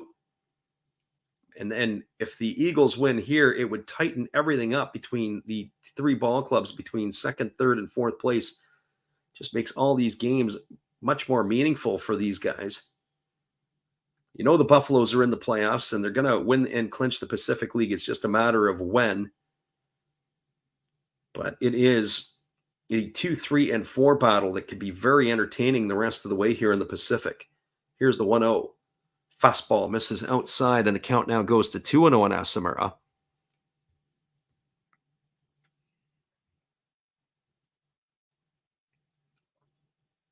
As we mentioned earlier in the stream tonight, we will try to do our best to get competitive games between now and the end of the year. Games like the Lions and the Fighters will be off the slate. Either team is in the playoff hunt. They were playing in the Basement Bowl last night. Fastball that misses upstairs. The count now goes to 3-0. So 7 balls in a row here delivered in the 4th inning by Ozeki. Maybe the 5 innings from either of these 2 pitchers is maybe a little bit of an extreme, or at least out of Ozeki. Maybe if they can get 4 out of them, bleed 4 somehow, it would be huge. 7 pitches in the inning, 7 balls. Here's the 3-0 pitch. Kicks and delivers. Fastball finally carves the plate in half. That's going to run the count to 3-1 on Asamura. Asamura could come to the bat with his bat on the shoulder and probably earn himself a walk. So 3 balls and 1 strike it is. As the lefty leans in, he gets the sign from his catcher. And he kicks and delivers. There's a fastball that misses outside. It's going to be ball 4, the second free pass of the inning. Asamura aboard with a walk. Shimouchi, and it's going to bring out the pitching coach again on back-to-back walks.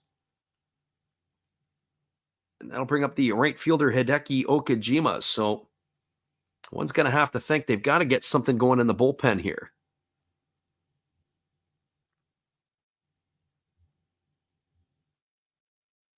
And as I said the other day, I love it. They always come out to the mound to see the pitcher, and they bring water out. That's one of the things that is unique, or at least I think it's water. Maybe it's a sports drink. Maybe it's some Pocari Sweat.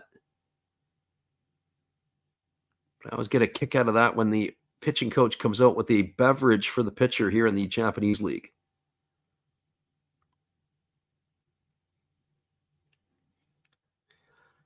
Our friend Pack says, now the Eagles are going to bunt and score easy. Yeah, I think this is definitely a bunt situation. The only hitter, the way things are going right now in the Golden Eagles lineup, I wouldn't take the bat out of his hand to bunt, is Asamura.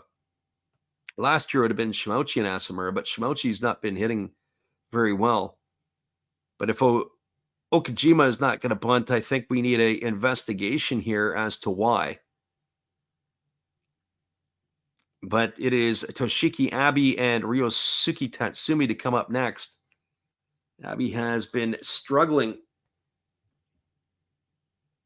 in his last couple of games that he's played that we watched, especially that game the other night in Osaka against the Buffaloes. Offensively, he had his woes, and defensively, he was even worse.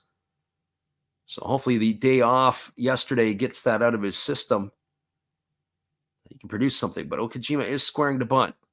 As here comes the first pitch. It is a fastball that gets all the way to the backstop. Well, don't worry about the bunt anymore. That moves the runners up just the same. Hojima had squared to bunt, and he ended up on his back. Ball all the way to the backstop from Ozeki. That's a wild pitch. So unbelievable. That advances the runners to 2nd and 3rd. 1 ball and no strikes here to Okajima. That fastball there came whistling right underneath the nose of Okajima. Oh boy. He had to get his hand up in a hurry to try to keep it away from his face. I remember we watched a game earlier this year in Tohoku between the Golden Eagles and the Buffaloes when Yuma Tongu got drilled in the head. He had to come out of the game. Well, Okajima there probably saw his life flash before his eyes as that one went whistling by. So 1 ball and no strikes. I would say in this situation, definitely the bunt is off. The infield is in.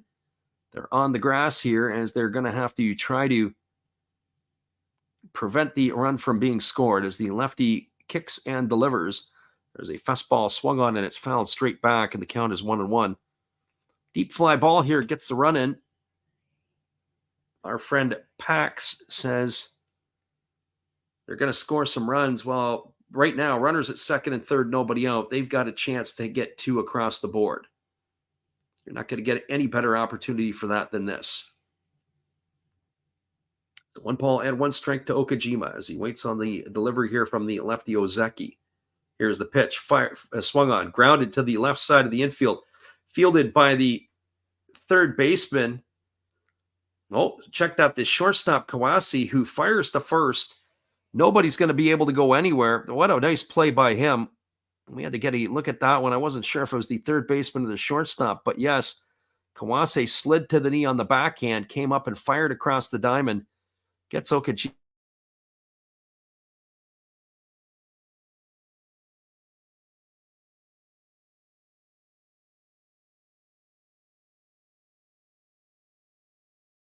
Grouchy at third, Asamura at second. 1 gone, and now it's Abe coming to the plate. Ryosuke Tatsumi waits his turn on deck. Abe tonight 0 for 1. He grounded to short his first time up. Here comes the pitch. Fastball that misses down and in, and the count is 1-0. Kind of makes you wonder what the Hawks are going to consider for their bullpen here tonight. That's another one as well. When we were looking at the bullpen, and I was thinking of the bullpen of the Hawks and just how their team has changed a lot over the last little bit. You think of missing pitchers like Levon Moinello, not having him available. That's huge. There's a fastball that misses inside. The count is now 2 balls and no strikes. Of course, they used Mori now as a starter. They do have Osuna as the closer. But there's a lot of different parts. Fuji, also another pitcher that they have, not in the bullpen tonight for the Hawks.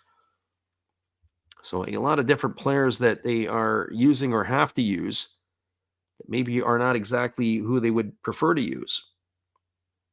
So here comes the 2-0 pitch as the lefty works to the set. Ozeki ready to deliver. Kicks and fires. It's a breaking ball that drops in for a called strike, and now the count goes to 2-1 on Abe. So 2 balls and 1 strike. Eagles here looking to try to cash in a run as they're batting here in the bottom of the 4th inning. Score locked up at 0s as they're threatening here. 2 runners in scoring position with 1 gone.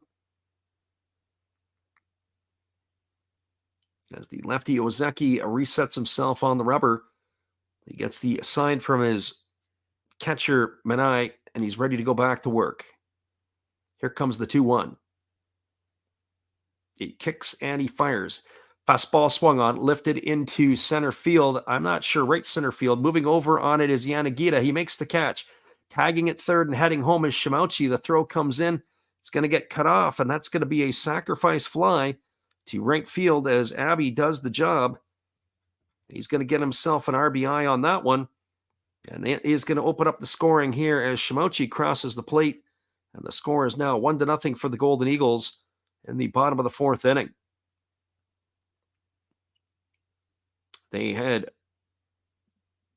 Yanagita had come over. Nice job there by Yanagita to come over to make that grab. He had the momentum and the ability to get the throw in behind him as he had Yanagamachi coming over. They had Yanagamachi more swung toward the pull side. He would not have been able to make that catch and get around the ball to throw it in, but Abe does the job with 1 out here. Asamura stayed at second. He did not advance. That brings Ryosuke Tatsumi to the plate. So 1-0 here for the Golden Eagles as the lefty ready to deliver. And Ozeki kicks and fires. There's a fastball taken for a called strike, and the count is 0-1 to Tatsumi.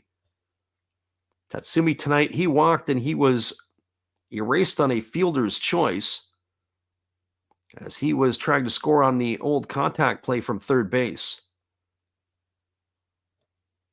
Mick says, make way for the home team. Well, if I was making predictions here tonight, as I said before, at the outset, I expected there to be fireworks in this game based on the pitching. There was a fastball swung on and fouled away. Count now goes to 0-2. And they've tried to do it. They just haven't had any clutch inning to go with it. You think about it tonight, the Hawks, no runs, 1 hit, no errors. Eagles, no runs, or sorry, check that, 1 run, 1 hit, no errors. Each team only has 1 hit here through 4. It's not like the pitching's been outstanding for either team. They've been escape artists, both of the pitchers.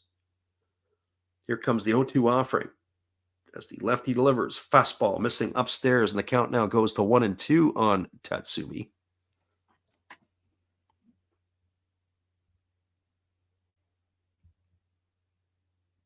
As our friend Mick says, Coach Prime having himself a good year there at the University of Colorado. Earlier on, he was chatting about the Buffaloes. Well, the Hawks here need to pull something out of magic, just like Coach Prime's doing with the Buffaloes. As the lefty works to the set position, here comes the pitch. 1-2 on the way. Kicks and fires. It is a breaking ball, swung on and missed.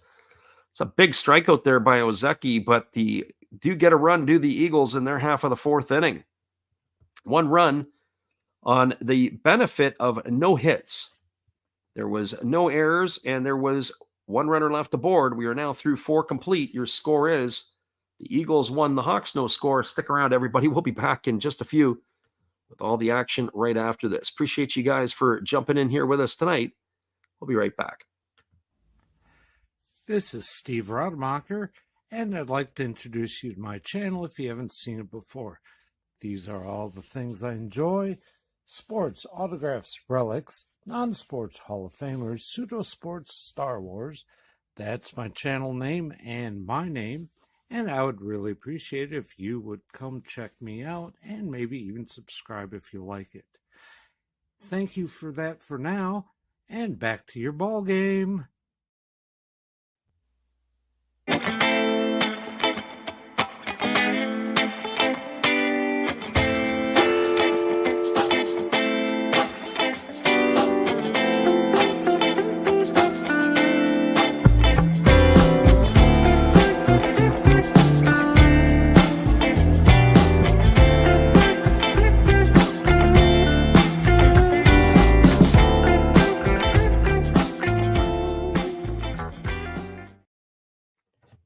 Welcome back, everybody. We are moving now to the top of the 5th inning, and coming to bat for the Hawks, it'll be the bottom third of the batting order to face the lefty Masaru Fuji.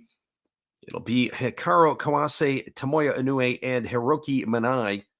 7, 8, and 9 to come to bat here to face the lefty. No runs, 1 hit, no errors for the Hawks. 1-1-0 for the Eagles. As this game here has been not what we kind of expected. As I said before at the outset, I would have thought that there would have been some fireworks in this game offensively based on the pitching, but then the offenses that these teams have rolled out have proven otherwise. Here comes the first pitch. It's a fastball that misses in, and the count is 1-0. And for our friends that do listen in, the 5th inning is where a lot of people like to bet the over-unders and the score and who's leading. And this is always a moving inning for a lot of people. There's a fastball that's taken for a called strike, and the count is 1-1. 67 pitches through 4 innings for the lefty Fuji. As he is waiting on the pitch, it's a breaking ball that drops in for a called strike, and the count now goes to 1-2. So if you've taken the under through the first 5, you're in good shape right now. But the 5th inning is always the magical inning that can throw a wrench into things. Here's the pitch. It is a fastball swung on. It is grounded up the middle for a base hit, and Kawase is aboard. That's the 2nd hit of the ball game for the Hawks. A leadoff single for Kawase. That's going to bring up the 3rd baseman, Tomoya Inoue. Well, for Inoue tonight, he walked on his only trip to the plate. So officially 0 for 0, but had reached base once on that base on balls.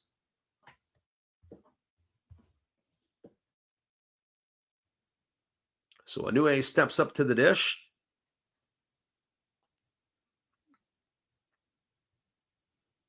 As he waggles the bat, waiting here on the first offering from the lefty Fuji.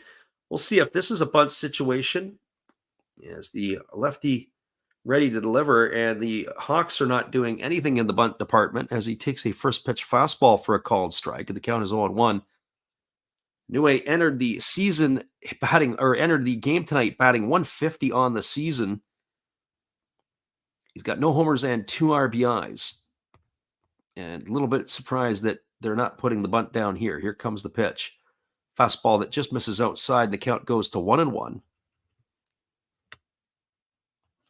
You have to think that they're going to try to keep this as a one-run ball game. You're going to have to claw back somehow.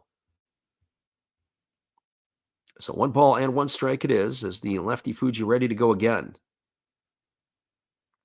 And instead he throws over to first base, and diving back easily is the base runner Kawase.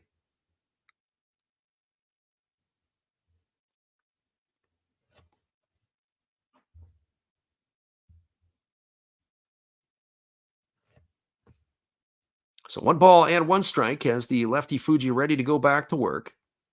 And he kicks and he fires. There's a fastball swung on. This is lifted into right center field, coming hard. And this ball is going to get down. Rounding second and heading to third is Kawase. The throw is cut off. It's going to be a base hit to right by Inoue. He's got himself a single, and now the Hawks are threatening here. They've got runners on the corners with nobody out. That's going to bring up the 9-hole hitter in Hiroki Manai. Well, for Manai, his last time up, he bunted himself into a 1-6-4 double play. So be curious to see what the Hawks are going to do in this situation. If they will consider maybe trying a safety squeeze, as the Eagles have a conference on the mound as the pitching coaches come on out to talk to his starter Fuji. But there is a 5-alarm blaze going on here right now as the Hawks are looking to recapture or do even the score back up at 1 apiece. And looking for more.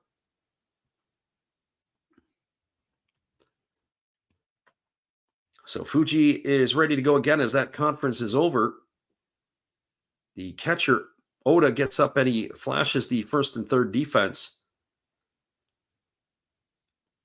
And now we're ready to go again. As the lefty checks in and he's ready to go to work. And he works to the set position, and now he's ready to kick and deliver. As the pitch is on the way, it's a fastball taken for a called strike. The count is quickly 0-1 to Manai. So no balls and 1 strike.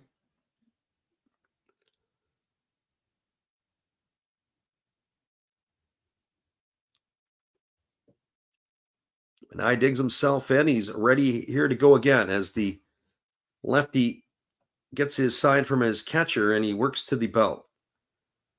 Here comes the 0-1 as he kicks and fires. It's a fastball that misses outside, and the count now goes to 1-1 on Manai.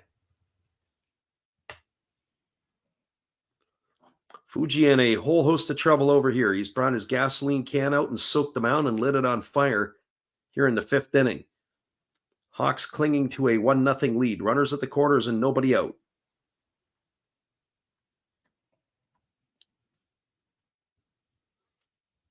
Our friend Mick says that the Eagles have lit a fire under the Hawks' feathers. This is for sure. Fastball swung on and lifted foul down the right field line. Now the count goes to 1-2 on Manai. This is a big at bat here. If they can induce a strikeout here. But it'll bring Yukio Shudo to the plate. Shudo, of course, is the top of the order. So 1 ball and 2 strikes. Hawks in a great position here to get that run back.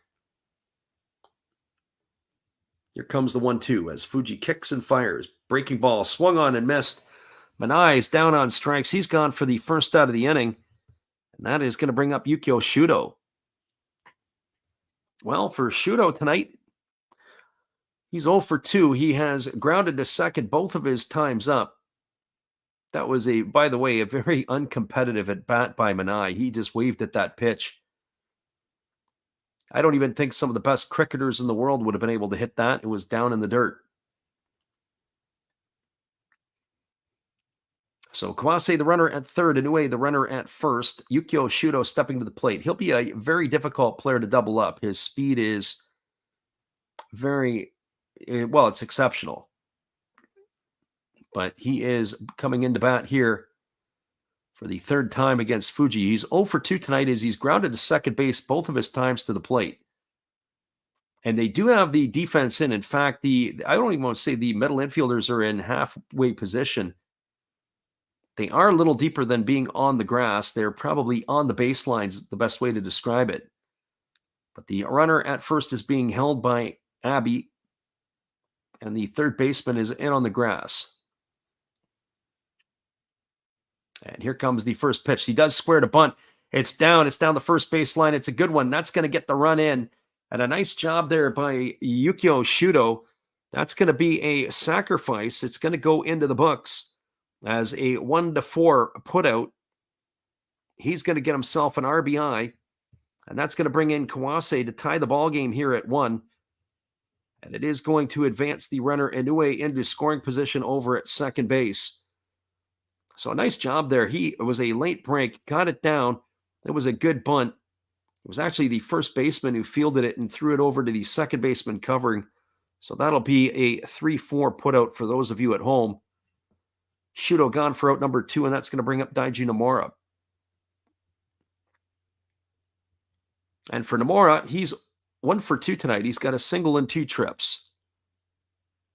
As he bats here with 2 gone in the top of the 5th inning, as the lefty delivers, breaking ball drops in for a called strike, and the count is 0-1. So no balls and 1 strike. The rate Fuji's going, I wouldn't bat an eye if we don't see him come out for the 6th. His pitch count is economical right now at 81. So no balls and 1 strike to Nomura as the lefty holds set. He checks the runner at second. Now delivers. Breaking ball down. Nice job by Oda to block it and keep it in front. Runs the count now to 1 ball and 1 strike.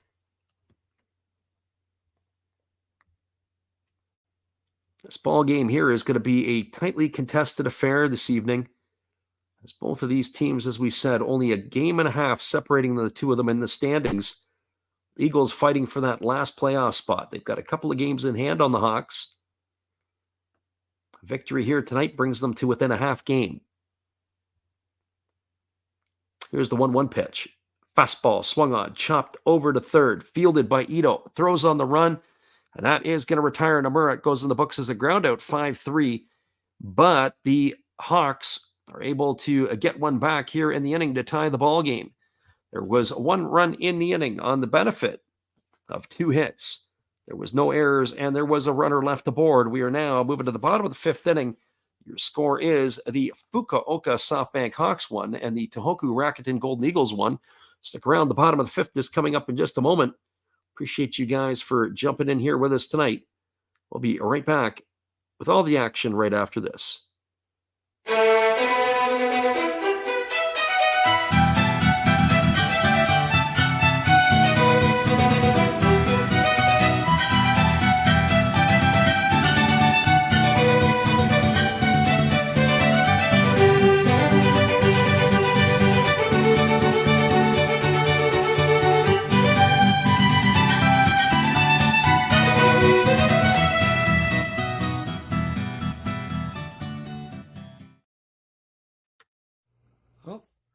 Hello? Oh, hey. Yep. I'm just sitting here listening to Freddie call another game here on YouTube. Oh, yeah, going really good. He's calling a great game. Really exciting. Lots of stuff going on. You're lucky it's commercial break right now. I got a second. Oh, yeah, of course I'm having a cold one. Oh, yeah, got plenty of videos coming up this week. You should stop in. Check them out. Leave a like, tell other people. But Freddie's coming back. I gotta go catch the game. I will check in with you later. You have a good night, buddy. Bye. Appreciate you there, Steve, and the support you give to our channel. And in turn, we support Steve Rademacher. After the game, be sure to go check him out, as he's got some wild and crazy things. Money Monday, Takeover Tuesday. He's got the Whatnot Wednesday, the Saturday morning cartoons, and the Sunday shoutouts. Something for everybody all week long. And it's going to be the 8, 9, and 1 hitters to come to bat here for the Golden Eagles in their half of the 5th inning. And just a reminder to everybody who's listening in, after this half inning, we will take a break, as we like to call it, the Japanese halftime, as they take an extended break between the 5th and the 6th innings to come out and clean the field, get themselves some drinks before they resume the action. So here we go, back to the live action. And the first pitch is a breaking ball, waved at and missed by Oda, and the count is 0-1.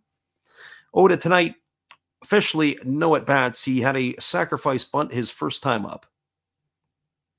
He's hitting 263 on the year with 3 homers and 13 runs driven in. Batting from the right side against the lefty Ozeki, who kicks and delivers another breaking ball, waved at and missed, and the count goes to 0-2. So no balls and 2 strikes. Oda, Kobakata, and Muribayashi here to face the lefty, who has, as we said, been an absolute escape artist here tonight. By our books, he has walked 4 batters through the first 4 innings. As there's a fastball that goes all the way to the backstop. He might want to put a phone call into Rick Ankiel. That's the 3rd time tonight that Ozeki has delivered a pitch that's gone all the way to the backstop, and one of them almost took off the head of the batter Okajima. So 1 ball and 2 strikes as Oda waits here on the offering from the lefty. And now he kicks and fires. It's a breaking ball that misses up, and the count now goes to 2-2. So 2 balls and 2 strikes.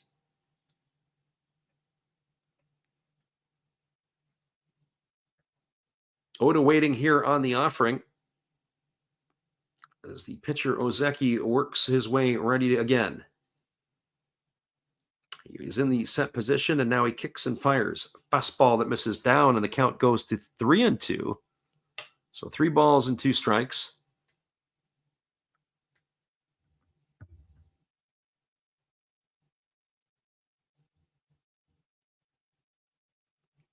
Tonight, if I had to look at the number of times that Ozeki has gone full to batters, and the ironic part is this is only the first time here tonight, even though he's been falling behind in the counts. Only the first time that he's done that. And there's a fastball that misses upstairs. It's going to be ball 4. That's the 5th free pass of the night that he has issued. So 5 walks, only 1 hit allowed. And the pitching coach for the Fukuoka Ball Club is now on the phone to the bullpen. A leadoff walk here. How it has not come back to haunt him, I do not know. He has walked the leadoff hitter in each of the last 3 innings. And 4 of the 5 innings tonight, he has walked the leadoff hitter. Crazy, absolutely crazy. But yet, the Golden Eagles only have 1 run to show. And Kobakata comes to bat, and our friend Pax, if he's still listening in, bunt situation here is Kobakata is already squaring the bunt, as the lefty is working to the set position. Here's the pitch. Fastball bunted down the first base line, fielded by the pitcher Ozeki. He throws to first. Kobakata gets the job done. That's going to be a sacrifice. It's going to go in the books 1-4. It advances Oda into scoring position at second base. It's going to bring up the top of the order in Itsuki Muribayashi.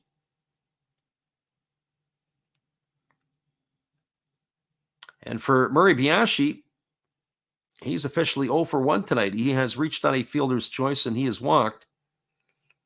But it looks like we're going to have a trip out to the mound, and that looks like it's going to be the end of the night for Ozeki. As we said, it's been a bit of a Houdini act that he has pulled here in this one. We're going to be back in just a few as we have a pitching change. So stick around, everybody. We'll be back after this. We'll update you as available. Hang tight. We'll be right back. Thank you, Freddie. And hey, guys, let's open up a 5-card pack of 2023 Topps Baseball. And remember, during this timeout, you can also go visit some other channels. Oh, look, Jeter Downs. Bleh. Diamond Princess, she's great. Oh, there's a cubby. Screw that. Hey, go check out the one and only Bud Stoney. Oh, here's one for another Hollis build. And you can stay anywhere you want to when you're around Freddie and the Seattle area. That's good for Mr. Infuego. And you know what? Why don't we bring out one of the Oakland A's for a league of her own? Bingo! Thank you, Freddie. Pitchers look like they're ready. Let's play ball! Welcome back, everybody. It's going to be the right-hander Yuki Samori coming on in relief. He's going to take over here with the runner at second and one gone. He's making his 53rd appearance for the Hawks this year. He's got a record of 4 wins and 4 losses.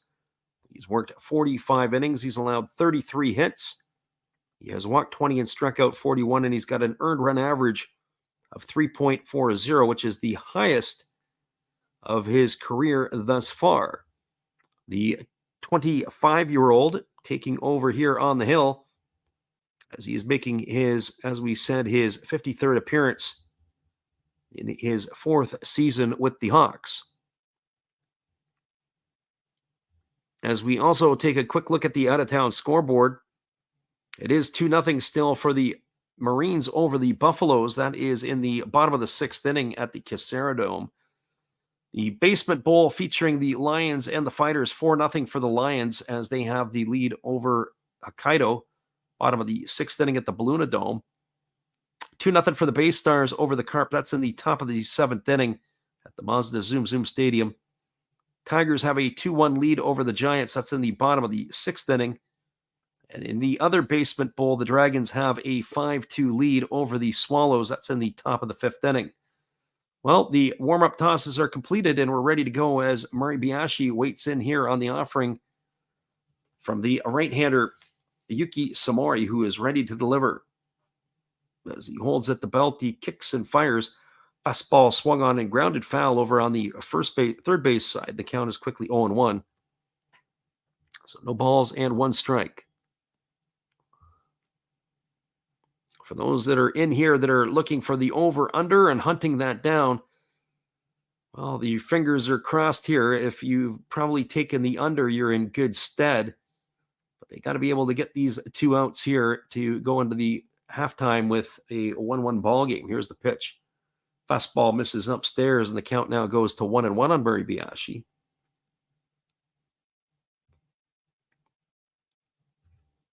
Yukiya Ito waiting his turn on deck.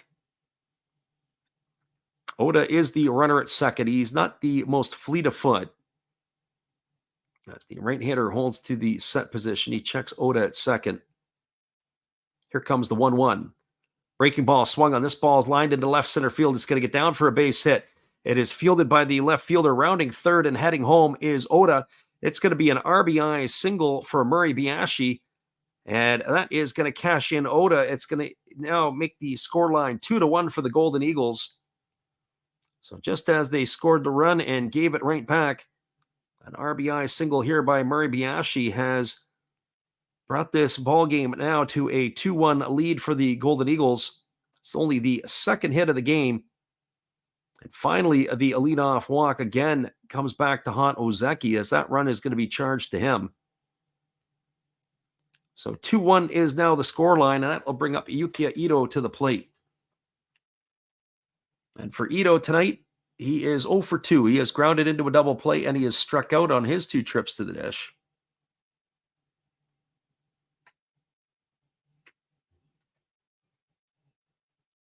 Establishing his lead over at first is Murray Biashi. You got to keep an eye on him. He picked up his 10th stolen base back in the 3rd inning. They can run a little bit, and they may want to challenge the catcher Manai over here, as it is not the regular Takuya Kai behind the plate. They throw over to first base, and diving back in time is Murray Biashi. He establishes his lead as the right-hander works to the set position. Now he kicks and fires. There's a breaking ball taken for a called strike, and the count is 0-1 to Ito. So no balls and 1 strike.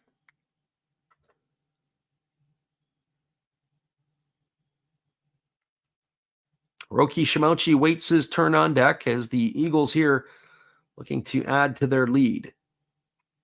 And here's the pitch. It's a fastball that catches the outside corner, and now the count goes to 0-2. So Samori way up here on Ito.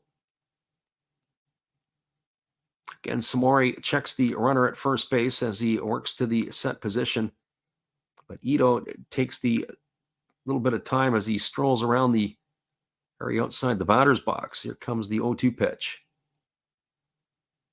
And it's on its way. It is a breaking ball swung on. This ball is lined into left center field, and this ball is going to get down for a base hit. Fielding it is Yanagamachi. Digging around second and heading to third is Murray Biashi. He slides into third safely, and Ito's got himself a single. The first and third offense is in full effect here as they are able to bring Murray Biashi all the way around to third. That's going to bring Hiroki Shimouchi to the plate. Well, Shimouchi tonight is officially 0 for 1. He has popped out to second. He walked and scored a run in the 4th inning to give the Eagles the first lead of the ball game. So he comes to bat here. Samori, since he's come in, he's given back-to-back hits up, and he has allowed the run with the runner that he inherited. Bottom of the 5th inning, Eagles have taken the lead 2-1. And they're looking for more.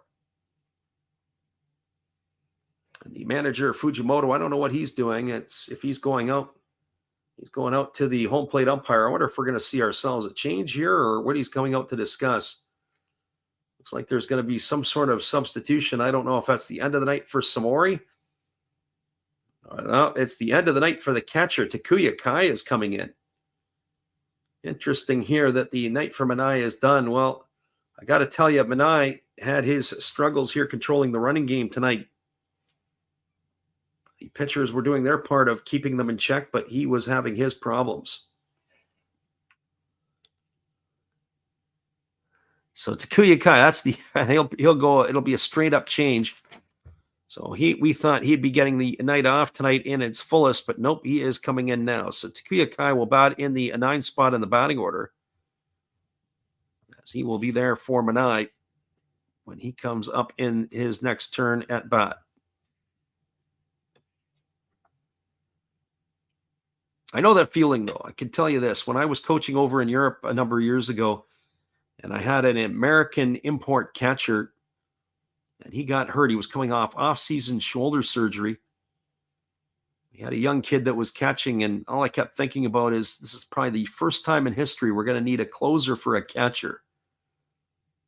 As opposed to the starter, we needed a defensive replacement. The catcher that we had was not very good. So the runner at first is Ito. The runner at third is Murray Biashi. Hiroki Shimouchi here batting with 1 gone in the bottom of the 5th inning. Here comes the first offering from the right-hander Samori, who works to the belt. He kicks and delivers. It's a fastball that misses down, and the count is 1-0. So 1 ball and no strikes. Thank you, everybody, for checking in here with us tonight. As we said, we'll be back on the airwaves again tomorrow night. So hopefully you guys can join us for yet another one.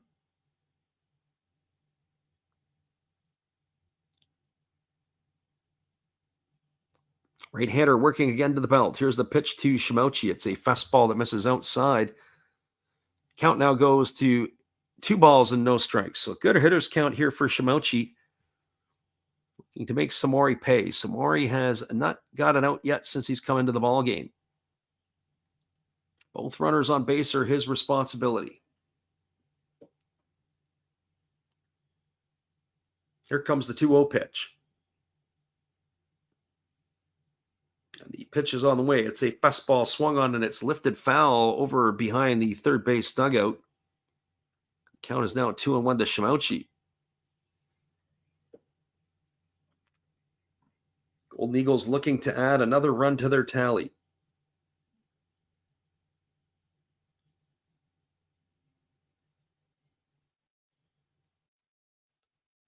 Ribiashi establishing his lead over at third. Runner at first, Ito. Here comes the 2-1. As the right-hander kicks and delivers, there's a breaking ball swung on. This is grounded through the 4-hole into right field. That's going to be a base hit. That's going to get the third run of the ball game in here as Murray Biashi is going to cross the plate.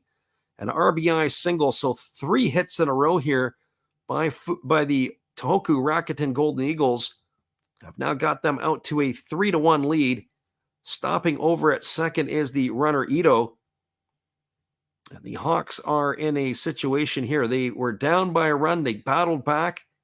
Now they find themselves right back, giving up a couple of runs here in the 5th inning to the Tohoku Rakuten Golden Eagles. A fist pump here from Shimouchi. Makes me wonder how the manager Fujimoto feels for the Hawks. I look at that sometimes and probably feels like he's trying to hold a gallon of water in his bare hands. You just can't do it. You're doing everything you can not to let the water slip through. Well, that brings Hideto Asamura to the plate. Asamura tonight 0 for 1 and a walk. As the first pitch is ready to come here from Samori, and it's a fastball that catches the outside corner for a called strike, and the count is quickly 0-1 to Asamura. Asamura, the Pacific League leader in home runs with 24. He's also driven in 70 runs on the year. So here comes the 0-1 pitch from Samori, who works to the belt, checks the runner at second, and now delivers. Fastball missing outside, and the count goes even to 1-1. So 1 ball and 1 strike. As we said, we appreciate everybody who's jumped in to listen tonight. Don't forget, tomorrow we'll be back on again. Hopefully you guys can join us for another round of baseball from the Japanese League. Here comes the 1-1 pitch. As the right-hander delivers, it's a fastball swung on and lifted foul. It's going to be behind home plate. For those of you who want to know what we're going to call tomorrow night, going to do the Hawks again, and it'll be the Marines. So, of course, those 2 teams with playoff implications. So it's now 1 ball and 2 strikes to Asamura.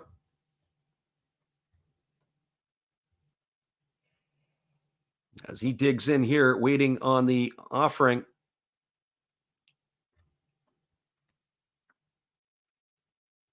From the right-hander Samori, who holds at the belt and now delivers. Fastball comes inside and backs Asamura off the plate, and the count now goes to 2-2. So Samori looking to get his first out here somehow. Back-to-back singles he's allowed here since entering the ballgame. Asamura here waiting on the offering from Samori yet again, the 2-2. It's on its way, and the pitch is a fastball swung on in. This is grounded through the 4-hole into right field. Charging hard is Yanagita. He comes up. He throws it back into the infield. It's going to get another run in. Stopping at second is Shimouchi.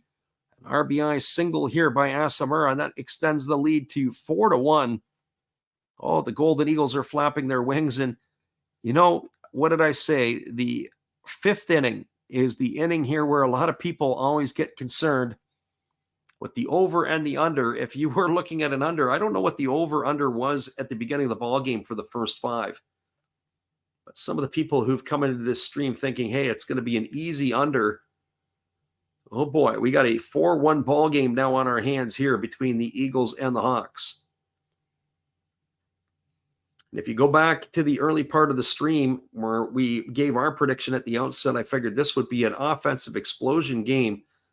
Well, the way the first 3 innings went, I was looking like I didn't know what I was talking about. But now the score is starting to pile on, and we might see even more fireworks as this game goes on. I don't see this game ending as a 4-1 ball game. We already have a outright slugfest on our hands by the time this one's done, and we might be here for a couple more hours. So the runner at second now is Shimouchi, the runner at first Asamura, and that brings Hideki Okajima to the plate. 0 for 2 on this one. He's twice grounded out to the shortstop.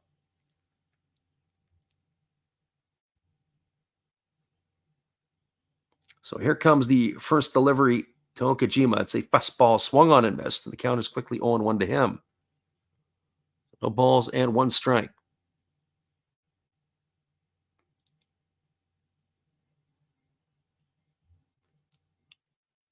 He's waggling the bat, waiting here on the offering from the right-hander Samori. He checks the runner over at second and now delivers. Fastball swung on and missed, and the count now goes to 0-2 on Okajima. So no balls and 2 strikes.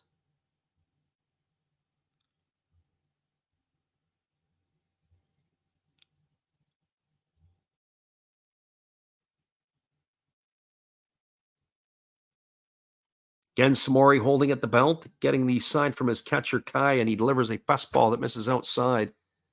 Count goes to 1-2.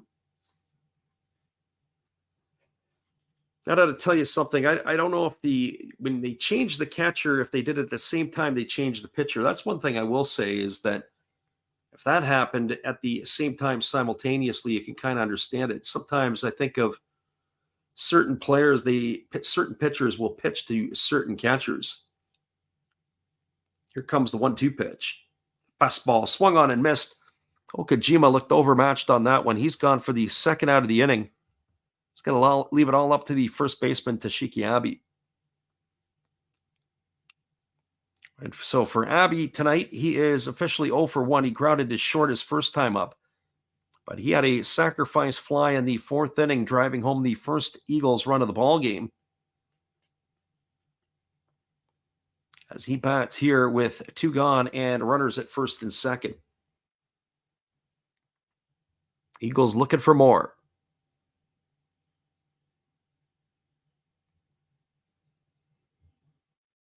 So here comes the first offering from Samori as he works to the belt and delivers a breaking ball that drops in for a called strike. And the count is quickly 0-1 to Abe. 8 hitters so far the Eagles have sent to the plate in the inning, as they have almost batted around. Here comes the 0-1 as the right-hander holds set and delivers. It's a fastball that just misses outside, and the count goes even to 1-1. So 1 ball and 1 strike.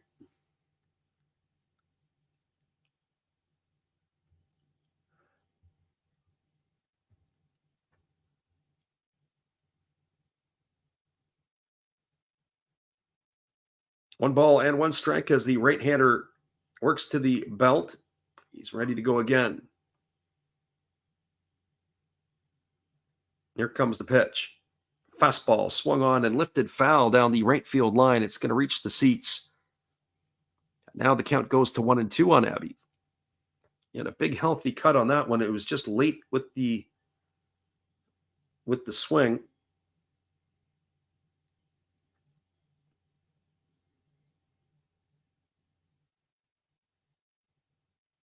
So here comes the 1-2 pitch as the right-hander ready to go again. A lot of action here on the in-between. Samori really works at a slow pace.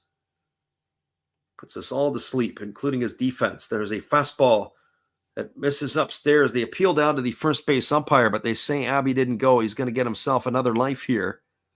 Runs the count to 2 balls and 2 strikes. We'll get a look at that on the replay. And probably the right call by the first base umpire. I think Abe went around on that enough to warrant a strike as that pitch was up. So here comes the 2-2 pitch. Samori ready to go again. It's on its way. It's a fastball that misses inside. That's going to run the count to 3-2, and now that's going to put the runners in motion with 3 balls and 2 strikes.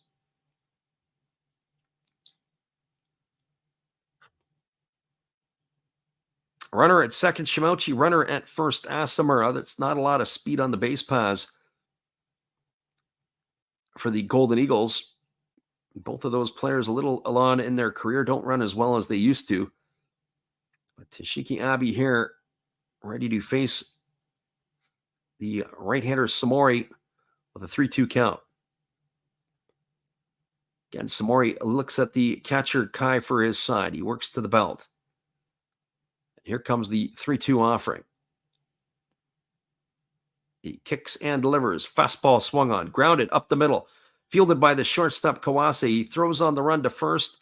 That's going to retire Abbey on a ground out 6-3. And that finally is going to be able to end the inning here for the Hawks as the Eagles get 3 runs in the inning on the benefit of 4 hits. There was no errors and there was 2 runners left aboard.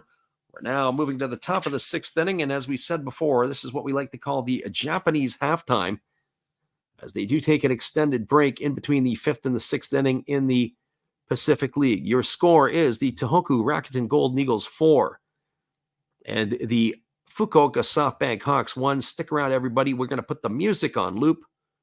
We'll be back here in a couple minutes as we're going to go get ourselves a new drink of iced tea. We'll be right back after this.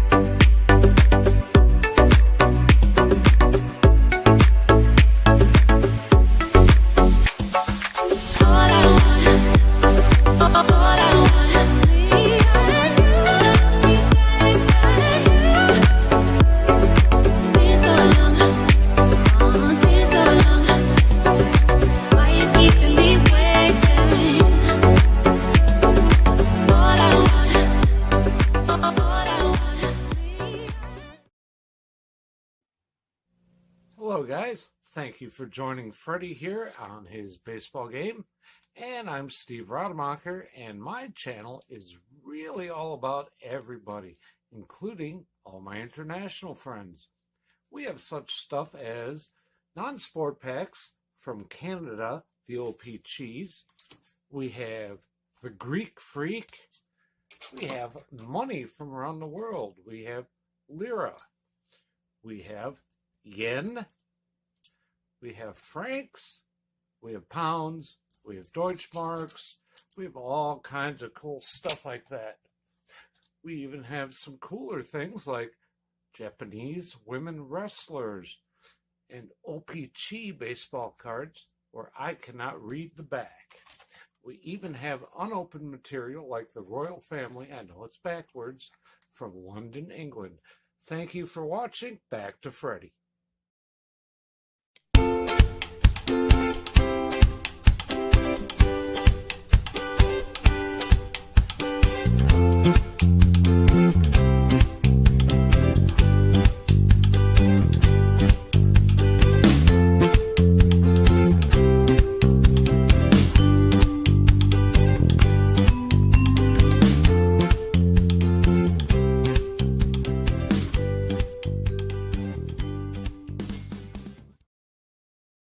I've wanted to try this for a while. I want to try to make a wave.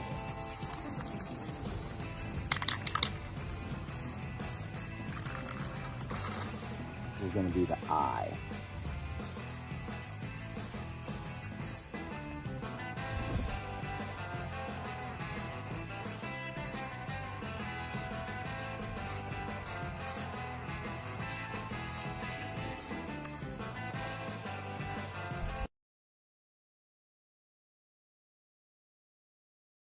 Welcome back, everybody. We are going to the top of the 6th inning as this game here is moving along now at a bit of a snail's pace. The first 3 innings rocketed along. In the last 2 innings, there's been all kinds of scoring, as it is a 4-1 lead here for the Golden Eagles. The starter, Fuji, has completed his warm-up tosses. He's going to be facing Yuki Yanagita, Kazuki Kondo, and Tetsuro Yanagamachi to get things going here in the top of the 6th inning. We are ready to resume the action as the first pitch is ready to come on its way to Yanagita, and it's a fastball that misses inside for ball 1. Count is 1-0. So 1 ball and no strikes. It does look like we have a pitching change. It looks like Fuji is out of the game. They have a new left-hander in. We'll get that here for you in just a second, as it looks like the Golden Eagles have made a move. As the pitch is on the way, it is a fastball swung on and fouled away. But they did stay with the left-hander, or a left-hander in this particular case, as Fuji's night is done. Interesting because, of course, you've got the lefty Yanagita and Kondo coming to the plate. So this is Sho Suzuki, who is on the mound here, as he is taking over for his 56th appearance of the year. Here comes the 1-1. Fastball swung on and missed. Count now goes to 1-2.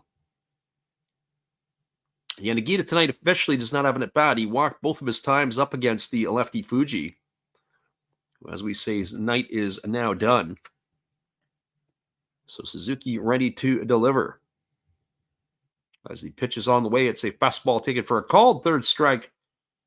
No, Yanagita couldn't believe it, as he does a 180 and walks back to the dugout. But that pitch looked pretty darn good. He's going to be gone for out number 1, and that's going to bring up the left fielder, Kazuki Kondo.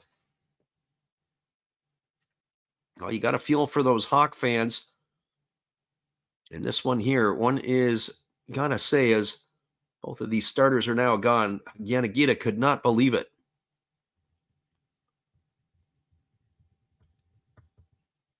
So here we go, ready to go back to the action. Kondo steps in as the first offering now coming from Suzuki. It's a breaking ball that drops in for a strike, and the count goes to 0-1.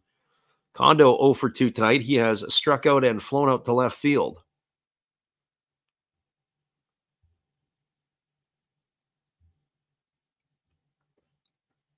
Waggling the bat, bends at his knees. The lefty here ready to go as Suzuki kicks and delivers. Breaking ball swung at and fouled right into the batter's box, where it is going to run the count now to 0-2. With the left-handed theme, it's going to be Tetsuro Yanagamachi next. So as we said, all 3 hitters here in the middle of the order, lefty, lefty, lefty, in the 3, 4, and 5 spot.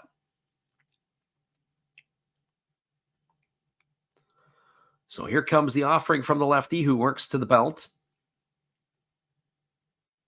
And now he kicks and delivers. Breaking ball missing down and away, and the count goes to 1-2 on Kondo. Curious to see if this is where the manager Ishii starts going with the reliever in inning. He used Matsui last night, but I would expect him to be available as he has not pitched. It wouldn't be his third night in a row. I also think that Chi-Hao Sung might be available. So here comes the 1-2 pitch. As the lefty delivers, it is a fastball swung on. It is lifted into left center field.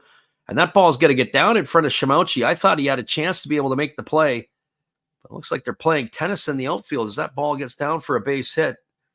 And Kondo's aboard here with a one-out single, and that's going to bring up the center fielder, Tetsuro Yanagamachi. I'll have to get another look at that one. That ball there, he went the other way with it on the 1-2 pitch. And the ball was lifted into left field, and it did get down in front of Shimauchi, but I thought he had a better chance to be able to make a play on that one. Our friend Influence says he's on the break from work shift. He says, woohoo, more scores. Needs 3 more. Yeah, well, at the beginning of the night, I was pumping my fist for a high-scoring affair, and we may not be disappointed in this one. There may be more to come. Here comes the center fielder, Yanagamachi, and he swings and fouls off the first pitch, and the count is 0-1. Already into the bullpens for both teams. So it'll be a bullpen night the rest of the way. So no balls and 1 strike as the lefty gets his sign from his catcher Oda, and he's ready to go again. So we have relievers in for both ball clubs now. Here's the pitch. Fastball misses upstairs, and the count now goes to 1-1.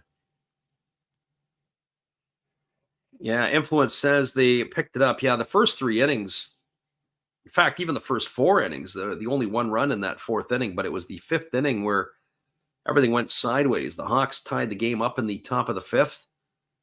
And then the Eagles got that back and more in the bottom half. There's a breaking ball swung on and missed. The count now goes to 1-2. Influence says the Eagles really making a playoff push. Yeah, we talked about this earlier in the stream, and we were saying that the injuries right now that the Hawks have, they've got about 5 regulars. I shouldn't say regulars, 4, maybe 4 regulars and a 5th who gets regular playing time, but moves around the field out of the lineup, and that makes a huge difference. Here's the 1-2. It's a breaking ball swung on, grounded softly to second. Kobakata fields it. Only play is to first, and Yanagamachi is going to go in the books as a ground out 4-3 for out number 2. Kondo is going to advance to second. He'll move into scoring position with 2 gone. That's going to bring up Alfredo Despania to the plate. And on top of it, also some of the pitchers, like somebody said, like Levon Manello, not on the game sheet. Fuji, the reliever or the starter turned reliever again, or reliever turned starter turned reliever, not on the game sheet tonight. So when you look at the back end of the bullpen for the Hawks, it is definitely a little bit sparse. Well, here comes Alfredo Despania to the plate. He's 3 for 41 on the season. He's batting .071. He's 0 for 2 tonight. He has grounded to short both his times to the plate. Here comes the pitch. It's a fastball swung on and missed, and the count is quickly 0-1.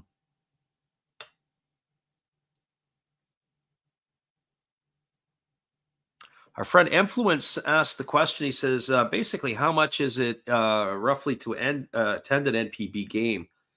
I'll give it to you in converted American prices. The games that I saw and where I sat will dictate it a little bit. If American dollars works for you, I could do it in Canadian, but if I had to give it to you in Australian dollars, that's going to be a problem. So the first game I went to and the last game I went to were the most expensive tickets that I had to buy. I saw the Swallows and the Giants. I sat 24 rows behind the third base dugout of the Swallows dugout at the Tokyo Dome. And the cost of my ticket there would have been about $35 US. There's a fastball swung on and missed. Count is 1-2. The equivalent of that when you're in the States, you're probably looking at about, depending on the teams who are playing and who you're seeing, you're probably looking at about 2.5 times the price for that type of seat. When I sat in the last game, I was 14 rows behind the the screen behind home plate, and I saw the Buffaloes and the Oryx Buffaloes and the Saitama Cebu Lions. That game was in Kobe. Same thing, paid the equivalent of about $35 US. Well, you're looking at probably triple the price at some locations. Here's the pitch. It's a fastball that misses in. So yeah, you're looking at about 54,000 yen is probably the most expensive, or sorry, 5,400 yen is the most expensive. As that fastball misses into Despania, and the count is 2-2. But then the cheapest tickets I picked up for 1,000 yen at the Kyocera Dome. I sat in left field to watch the Carp and the Giants. I tried to move around. I saw 9 different games. There's a fastball swung on and fouled off right at home plate, and the count remains at 2-2. One of the fellas I used to coach with, I talked to him today. He's down in New Zealand doing some work. And we were talking that maybe next year we might try to do it again or do something similar. Maybe go over and see the KBO and catch some of the NPB games. But for the, that price, you can't go wrong. Most expensive part of the whole journey is the flight. But I did that on points. So here comes the 2-2 pitch as the lefty leans in. He gets the sign from his catcher. As Suzuki ready to deliver to Despania again. And here comes the offering. And then it is a fastball that misses down and in, and the count now runs full. Yeah, it's really affordable to see the game. And then it's when you go to the game, unlike in North America, and I say North America because that includes Canada for its hockey games and the United States for its football and basketball and baseball games. They're not gouging you for food. So you can go and get some food and, you can get anything and pretty good at a reasonable price. So, that was something else that we looked at, all the different stuff that you can get there. And of course, they got their noodles and different things. Here's the 3-2. Fastball swung on, grounded over to the left side of the infield, fielded by the third baseman, Ito. He throws to first, and that is going to retire Despania. Despania trips over the bag and face plants. I think he's going to be all right, but that's going to end the inning. That goes as a ground out 5-3, as he's in the books for out number 3, but they're going to come out to 10 to him.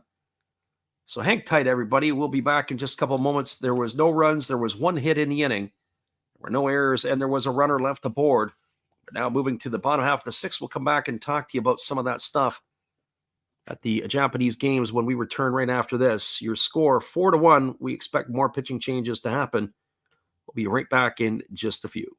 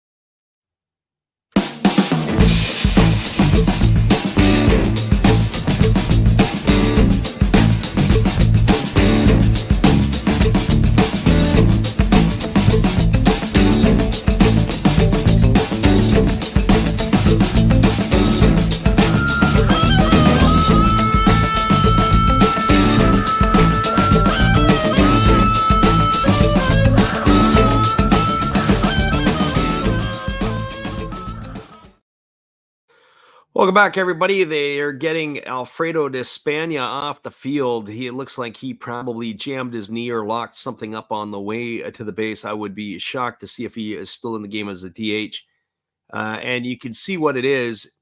2 things happened. He reached out. It looked like he got to the base a little bit on the short side. And then the first baseman, Abby, whose heel was up in the sky, the runner clipped his heel. He tripped on it and went over tops. Abby just got hit just a little bit there in that situation. But it looks like, as far as I'm concerned, it was probably one of those situations that was incidental contact.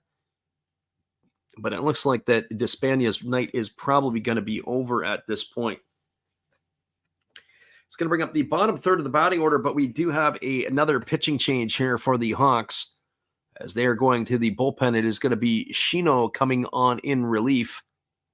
As we will get you the specs on him in just a moment. So a new pitcher here for the Hawks. And as we said tonight at the outset, I still think this game is going to be a slugfest. I still also think that this game here, the scoring is going to go a little bit sideways as we move a little deeper in the game. So it is going to be Arata Shino coming in. He is making his 10th appearance of the year. He's got no wins and 1 loss.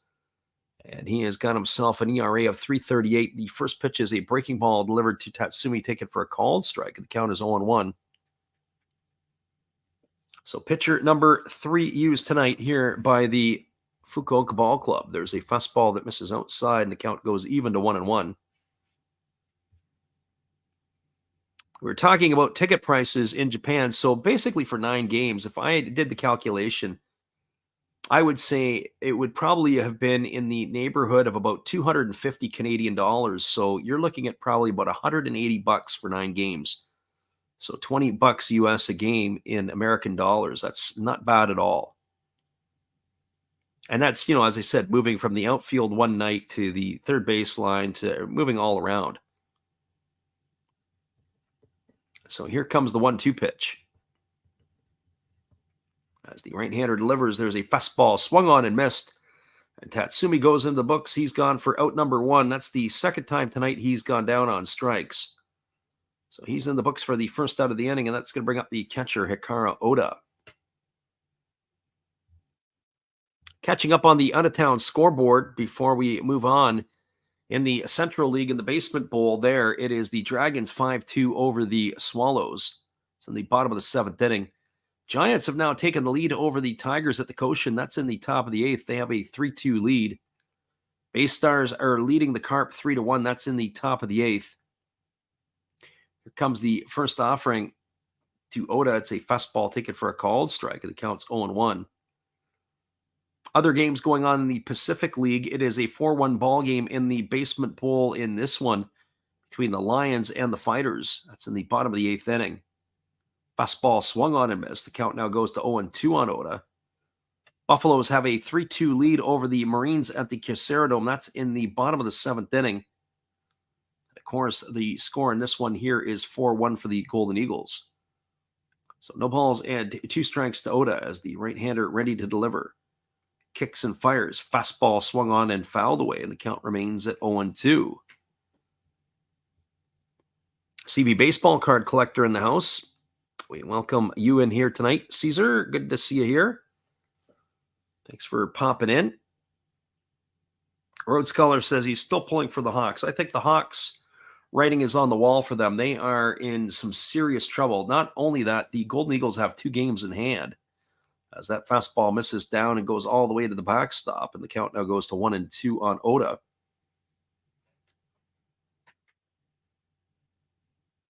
The other thing that I've never experienced at a sporting event before, the one thing that I will say the Japanese don't have right, and they got to work at it, is the lengthy lines at the food stands. And it's not exclusive to the Tokyo Dome.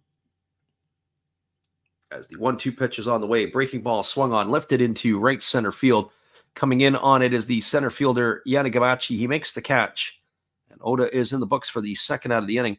Our friend Road Scholar is going to be planning a trip to go, and I want to bring something to your attention too, Road. And that is that one of the things that we have noted or made note of at the Tokyo Dome, something very strange, is maybe some of you know or don't know, but Japan is a very cash-centric society. They've really resisted the credit cards for a long time. But one of the things that I can tell you is that as there's a first pitch fastball taken for a called strike, and the count is 0-1. One of the things that you want to make note of is at the Tokyo Dome, they only take credit card. Kind of like a lot of the major league stadiums. Like I've been to Seattle and I've been to Detroit in the last year or so, and you can only use your credit card at the games. So that fastball misses down to Kobakata. The count is 1-1. Kobakata is 1 for 1 tonight. He's also got a sacrifice bunt as he waits here on the 1-1 offering from the right-hander Shino. Influence says, yes, cash is king, but that's a trend that is going away on some of the stadiums in North America. 2 balls and 1 strike. If I'm not mistaken, some things in Yokohama were also credit card only. As in Saitama, same thing. For example, Saitama, I was able to use cash. Fastball swung on and it is fouled away, and the count goes to 2-2. Road Scholar asked the question, what about the box offices? Yes, they take both, credit card and also that. I got all my tickets day of the game or a couple days in advance. So when I did the games at the Tokyo Dome, I went to games on Wednesday, Thursday, and Friday nights of the 2 different series. Fastball swung on and fouled away by Kobakata. Bought my tickets on the Tuesday. Couldn't get tickets for the Swallows Giants day of the game Tuesday night, but was able to get Wednesday, Thursday, and Friday. And then that made my decision easy as I went to Yokohama on the Tuesday night, got my tickets there day of the game. And in Yokohama, tickets will go on sale 3 hours before game time at 3 o'clock. And then what will happen is the gates will open at 4. There's a fastball swung on. This ball is hit into center field for a base hit. Kobakata is going to be aboard for the second time tonight. That's a base hit single, and that's going to turn it over to the top of the order to Itsuki Moribayashi, who comes to bat here 1 for 2 tonight and a walk. Moribayashi has also driven in a run and stolen a base since being inserted to the top part of the batting order tonight. He has been very effective. So he strides to the plate here. I will also say this, that I've never been to the stadiums where the food will sell out. So in other words, the freshness of the food, unlike in North America where they will keep things in the coolers or keep things in the back and you got things for the next night or whatever it might be. If food sells out, it's because it's fresh. They don't necessarily want to keep stuff to the next day. And then they come back the next night and they restock it again. So that's the one thing. The other thing is, as I mentioned before, about the Japanese, how you have to stand in line. You could sometimes go down, and it could take, if you're doing it during the game, you could lose a full top half and bottom half of an inning, maybe even more, waiting for the food that you want to get. It's the one thing I didn't care for. Something else that you need to make note of is when you order your food, there's nowhere to stand and eat. You have to go take it back to your seat, and you eat it in your seat. You got your garbage bag with you and you got everything else. And so when you're done, you throw everything into the bag and you throw it out on your way out the door. So here comes the offering here as the right-hander is ready to deliver. Kicks and fires. Fastball misses inside. The count now goes to 1 ball and no strikes to Moribayashi.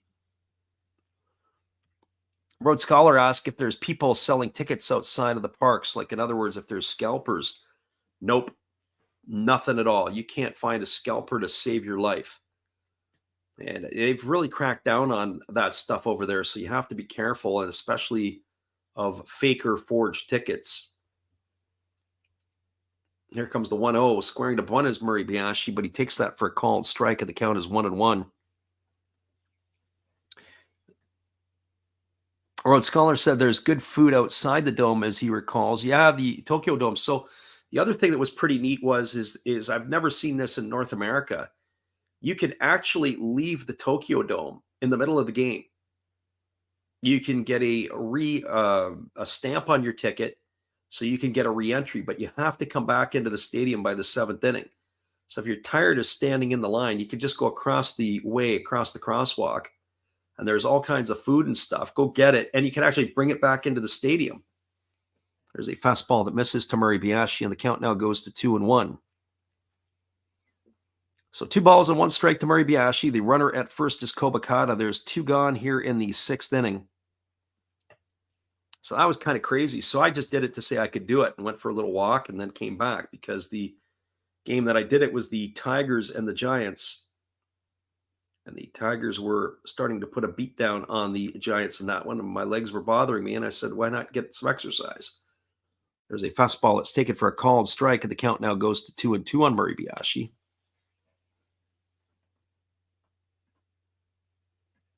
I also thought was interesting was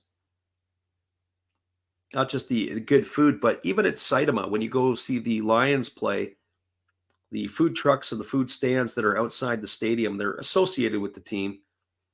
Pretty good as well. I had a pretty good okonomiyaki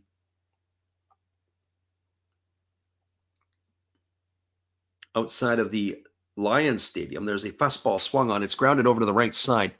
Fielded neatly by the second baseman, Shudo. He throws to first, and that is going to retire Murray Bayashi on a ground out 4-3 for the third out of the inning.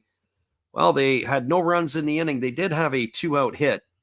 There was no errors and 1 runner left aboard. We are now moving to the top of the 7th inning. Looks like we're also going to have a pitching change. Your score is the Tohoku Rakuten Golden Eagles 4, and it is 1. We'll be right back in just a second. We'll answer some more of the questions that Road Scholar has to answer because they're good ones, and it'll help you out as well. We'll be right back after this.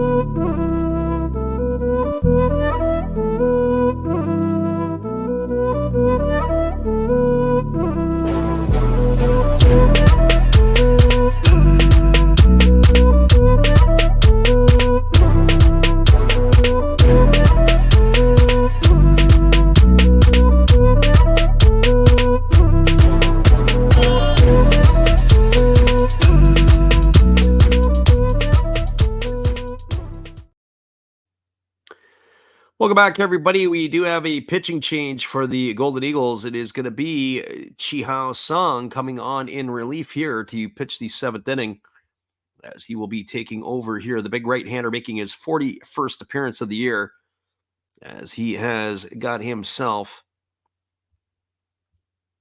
2 win and 1 loss on the year. He has worked 38 innings. He's given up 33 hits. He has walked 10 and struck out 26, and he's got a 3.08 ERA. So the Chihao Song, the Taiwanese right-hander, on in relief here for the Hawks, as he is going to be, or check that for the Golden Eagles, he's going to be pitcher number 3 used here tonight. So our friend Road Scholar asked the question, what about taking food or drink into the stadium? Yep, you can take your food in. Got to be in containers. But the drinks are a bit of a problem. The drinks you have to empty out. They won't let you take drinks into the stadium. Here comes the pitch. It's a fastball taken for a called strike to Kawase. Count is 0-1. It's Hikaru Kawase, Tomoya Inoue, and Takuya Kai to come to bat here in the 7th. Kawase is 1 for 2 tonight. He has scored the only run for the Hawks. As the pitch is on the way, it is a fastball swung on and missed. The count is 0-2. As far as backpacks are concerned, you can take backpacks into the game, and that's what I did. I was also, one of the things that I was hassled with in Detroit last summer was bringing my tablet. In Detroit to see the Tigers, they won't let you bring a tablet into the game unless you have media credentials. And I tried to ask them, I go, what's the difference between my tablet and my iPhone other than the physical size? There's a fastball swung on and fouled away by Kawase. Seattle, you can bring your tablets in as of the last time I went earlier this summer, but they won't let you bring in bags and that sort of stuff. But you can bring a backpack in Japan. They do search it, they do open it, they do take a look, but they're really pretty lenient on pretty much anything that you're bringing in. I brought in my tablet, I brought in my selfie stick. They never hassled me about anything about that at all. There's a fastball that misses down, and the count now goes to 1-2. So 1 ball and 2 strikes to Kawase. Chihao Sung had a couple of back-to-back really good years. This year has not been as good as his 2 previous. He has still been a steady pitcher. There's a split finger pitch swung on and missed. And that is going to retire Kawase on strikes for out number 1 here in the 7th inning. That is going to bring up the third baseman, Tomoya Inoue.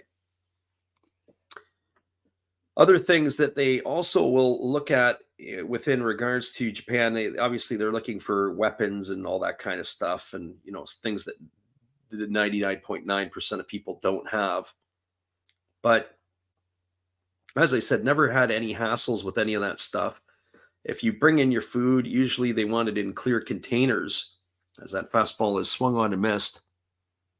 And when I was at the Hiroshima Carp game, the people that were sitting in front of me, they brought in their own smorgasbord, for crying out loud, which was kind of cool. Our friend CV Baseball Card Collector says that Angel Stadium is cashless too, as that fastball swung on and fouled away, and the count's now 0-2 to Inoue. And it's kind of interesting why they've gone that route. The cashless society, there's been talk about it even pre-pandemic here. They were talking about trying to move because the government wants the flow of the money, or to see the flow of the money. As there's a fastball taken for a called third strike, Inoue goes down on strikes. He's gone for the second out of the inning. So back-to-back strikeouts here to begin inning number 7. That's going to bring up the catcher, Takuya Kai, for his first at-bat tonight. But, they're talking about the cashless societies, much like you have in certain countries in Europe. I think Sweden is cashless, possibly Denmark. I think Nigeria has gone cashless. And so, using your credit card or your iPhone or whatever that might be to make your purchases, again, allows the government to be able to track the flow of money easier than it is anything else. There's a breaking ball that's taken for a called strike, and the count's 0-1. But not just that, also allows the baseball teams to take the element of the cash away from some of their, what I would call, employees. Certainly in the United States, people stealing or whatever that might be. There's a fastball swung on and missed, and the count now goes to 0-2 on Kai. Our friend Influence says, yes, I wouldn't mind if they were trustworthy, but they're the ones that need to be tracked. Yeah, that's we could have a whole discussion on another channel that could go on for hours about that. There's a fastball swung on and missed. Kai takes off for first base. They throw down to first, does Oda. It's going to go a strikeout 2-3. And Chihao Sung comes in and strikes out the side as he retires the Hawks in order, 1-2-3 in the top of the 7th inning. No runs, no hits, no errors, nobody left the board. We're moving to the bottom of the 7th inning. Your score is the Tohoku Rakuten Golden Eagles 4, Fukuoka SoftBank Hawks 1. Stick around, everybody. We'll be right back in just a few. Appreciate you for listening in here with us tonight. Here's Chapter 2 from Matt Hollis.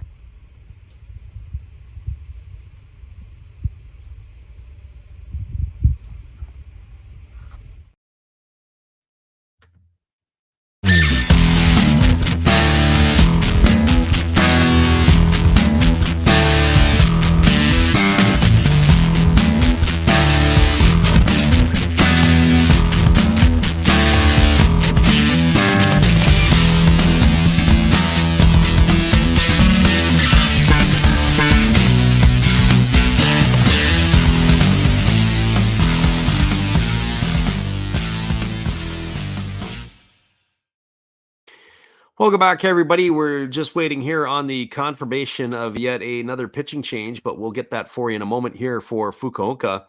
It'll be the 2, 3, and 4 hitters scheduled to come to bat for the Golden Eagles in their half of the inning. That means it's going to be Yukiya Ito, it'll be Hiroki Shimauchi, and Hideto Asamura scheduled to come to bat. But it may not be another one. It looks like they're going to stay with Shino for another inning of work. And if he can get him a couple innings, that'll take the strain off of the bullpen here for the Hawks, as it'll be able to keep him in the ballgame. We were talking a little bit about some of the nuances in Japan, and certainly some of the stuff that you can do. I was interested in some of the ballpark foods, tried some different things, and the other part is that It's a non-tip culture, by the way, influence, he says, about as bartender, tips mean to ensure proper service. So no tipping in Japan. If you tip, it is like you're better than somebody else. So no tipping system there. First pitch is a fastball that misses up for a ball, and the count is 1-0. And in some ways, I don't necessarily mind that. There's a fastball that swung on and it's lifted foul into the seats. The count is 1-1 strike. So the non-tipping system that they provide, they always want to give you good service. They always want to provide that, but don't tip in Japan. It'll be seen as an insult. Although I have to say there's been a couple of times in Japan in my trips there that I felt the need. I maybe should have tipped somebody, not because I felt better, because the service was a little bit substandard. I thought about leaving because I felt sorry for them. As that fastball swung on and lifted into the seats behind the first base side. The count is now 1-2. Well, certainly the other thing is with regards to, certainly in the States and in Canada, the server wages are actually, or have been listed at below minimum wage. So depending on the state or the province that you work in, they set their minimum wage of what it is, but then the server wage is actually lower than what the regular minimum wage is. Here's the 1-2 pitch. It's a fastball swung on and fouled away. Count is 1-2. So what they would make if minimum wage, at least in the province I live in, is $17 an hour. A server, I'm not sure what a server here would make. I'd have to go and double check, but let's say it's 14. It's $3 an hour less. They do rely on their tips to bring up their wage. The tips are usually never declared on the taxes if they don't have to. As there's a fastball swung on and it's grounded down the first baseline foul. The count goes to 1-2. Some, depending on who you're working for, they might add the tips to your check, and that becomes a problem because then the government gets to see it front and center.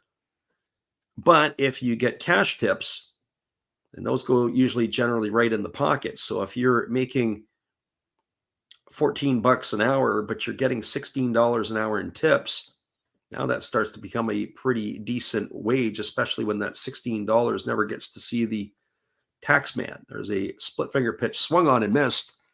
Ito goes in the books. He's gone for the first out of the inning. One up and one away, and that brings up the left fielder, Hiroki Shimouchi.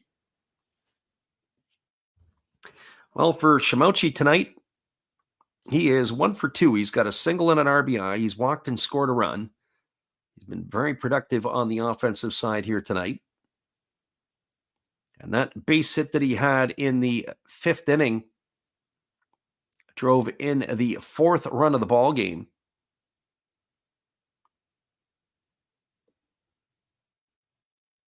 So here we go again. Road Scholar asks if we saw many other Westerners at the games. Yeah, actually, I'm not saying quite a few, but you always cross paths with the people. Never really get to too much talking to some folks. I actually talked to some folks. There's a breaking ball that's taken for a call and strike that were from Baltimore. They were wearing Orioles jerseys and hats, a young couple. And obviously I said to them, it's a good time to be an Oriole fan. And they were at the Saitama game, Saitama Cebu Lions. So yeah, you probably would see a good, or, there would be a batch here and there that would be going to games. There's a fastball swung on. This is grounded through the 4-hole into right field, and Shimouchi's got himself his 2nd hit of the night. He's aboard with 1 out, and that brings Hideto Asamura to the plate. Question Road Scholar asked, did you get to Roppongi? Not this time. I've been a couple of times before, but I didn't go this time. And the reality, like, as I said before, I think I was saying earlier in the stream, I don't know if you were with us at the time, and I was like, in the past, I would prepare myself. It looks like we have a pinch runner here for Shimouchi. It's going to be a number 25 entering the fray.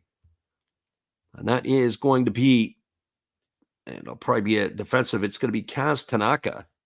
So he is coming in for Shimouchi. And he would more than likely take over in left field, obviously. So my main purpose really this trip was baseball. I wasn't messing around. Whereas before I was, into the other sightseeing and not so much there for baseball. And so I didn't get to Roppongi. I didn't even get down to the Shibuya crossing. Never got down to Shinjuku. Just kind of skipped all that stuff that I had done before.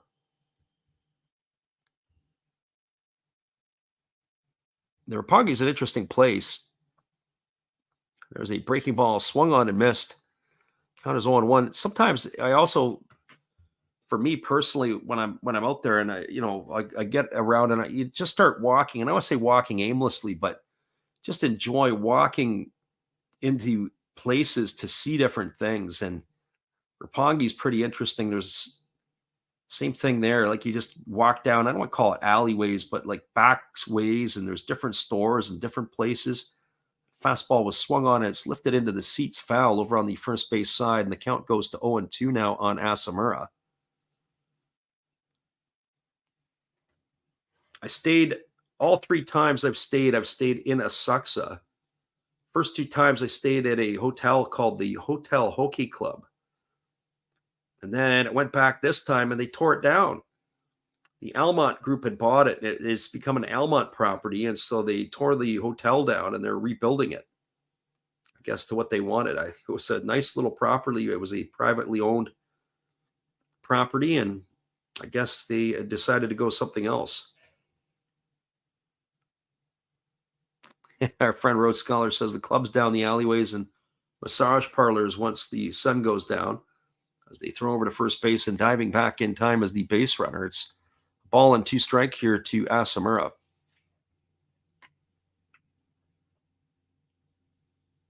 One ball and 2 strikes. Yeah, Japan's got some interesting elements to it, or some strange elements at times that you have to laugh. One of the other things to laugh about are the love hotels. Here's the 1-2 pitch. It's a fastball swung on and missed. Asamura goes in the books for out number 2. Second strikeout recorded here in the inning by the reliever Shino. For those of you who don't know what a love hotel is, the love hotel it's not a brothel, but it's because the places in Osaka and in Tokyo where if young people are living with their parents, hard to bring your girlfriend or your boyfriend back to the place, so you can go rent hotel rooms for an hour, 2 hours, 3 hours at a crack, or maybe the whole night. And they're kind of these love-themed hotels, so you can get, your heart-shaped bed and the stuff hanging from the mirrors hanging from the ceiling, whatever it might be, and you can have your fling. I find that to be quite fascinating. And you'll see if you're looking for hotels in Japan, as they throw over to first base and diving back in time as the base runner Tanaka. What you'll see is they'll say, this is an 18 and over hotel. And you're kind of like, well, wouldn't they all be? But no children allowed, because people are coming and going at different times of the night. And there is a fastball thrown over, and again, diving back in time is Tanaka.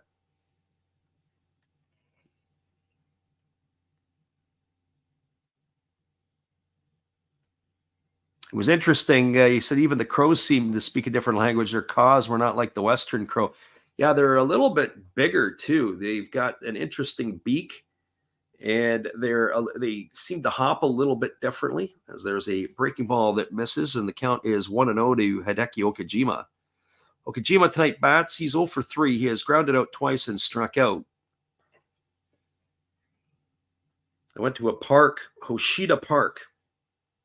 It was on the other side of, or near Kobe. And anyways, Hoshida Park, and got around and saw some of the stuff. There's a fastball that's taken for a ball. Off goes the runner, Tanaka, to second base. And that throw is going to be wide from Takuya Kai.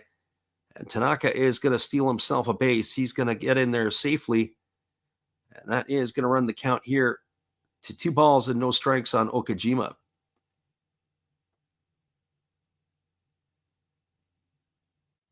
So he's got himself into scoring position, does Tanaka, with 2 gone here.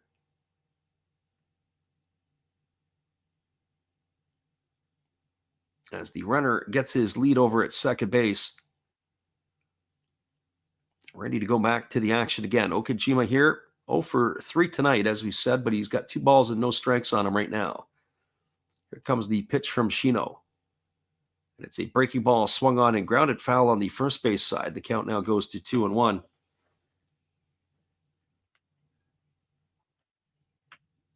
As I said, I stayed in Asakusa, and a few reasons for Asakusa. You're close to the Sensoji Temple, and you get a chance to see some of that stuff. That's kind of neat. And then, of course, there's other pieces that are around. The Asahi Brewery is right across the way. If you go at a time when they're doing the sumo wrestling is in that area as well. There's the breaking ball that's taken for a called strike. The count is now 2-2. That's on the other side of the Samita River. But I like just staying in Asakusa because that allowed me, the trains run a little different on the one side of the river to the other. Get on the Asakusa line and you get on the Ginza line. Ginza line, I think, is the one that takes you right down to Shinjuku. So here comes the 2-2 pitch as the right-hander works to the set and now delivers. It's a fastball swung on. This ball is lined into left field for a base hit. Rounding third and heading home is Tanaka. Here comes the throw to the plate. It's offline. It gets away from Kai, and that is going to allow the runner to get into scoring position. So it's going to be a single for Okajima. He's going to get himself an RBI. That is going to bring in the 5th run of the game here for the Golden Eagles, as they've now taken a 5-1 lead. It's going to be recorded as a single for Okajima. And our friend Influence is pumping a fist, as he's happy about that one there. Just getting the confirmation there, just making sure that the runner did get into a second base.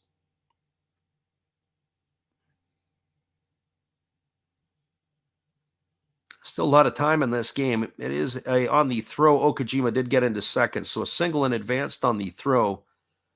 This is going to bring Toshiki Abe to the plate, who is officially 0 for 2 tonight, but he has an RBI from a sacrifice fly. He takes a first pitch fastball for a called strike, and the count is 0-1. So no balls and 1 strike. He's waggling the bat here, waiting on the offering from the right-hander Shino. He checks the runner at second, and now he kicks and delivers. There's a fastball swung on. This ball is lifted into straightaway center field, and it's going to get over the head of the center fielder, Yanagamachi, all the way to the wall. It's going to score the run from second base, and cruising into second is Abbey with a double. They've traded places. It's going to increase the scoreline to 6-1. The outfield had to play shallow because they were concerned they had to be able to throw the runner out at the plate. Abbey smokes the ball over Yanagamachi's head all the way to the wall. He gets himself an RBI. Now a 6-1 lead here for the Golden Eagles. And again, our friend Influence is pumping fists because he knows there are more points probably to come. And that's going to bring up the center fielder, Ryosuke Tatsumi.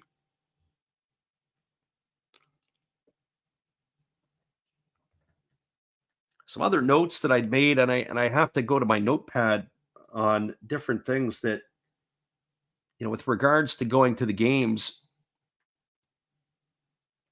I kind of enjoyed going to the stadium in Yokohama. It looks like we're going to have ourselves a conference on the mound here as the Hawks pitching coaches come out. They're going to leave Shino in. Shino's probably going to have to take a bullet here in this one. 6-1 now for the Golden Eagles. It's more of a pep talk rather than anything else. Hey, look, you got to get us some outs here. Preserve our bullpen for tomorrow night.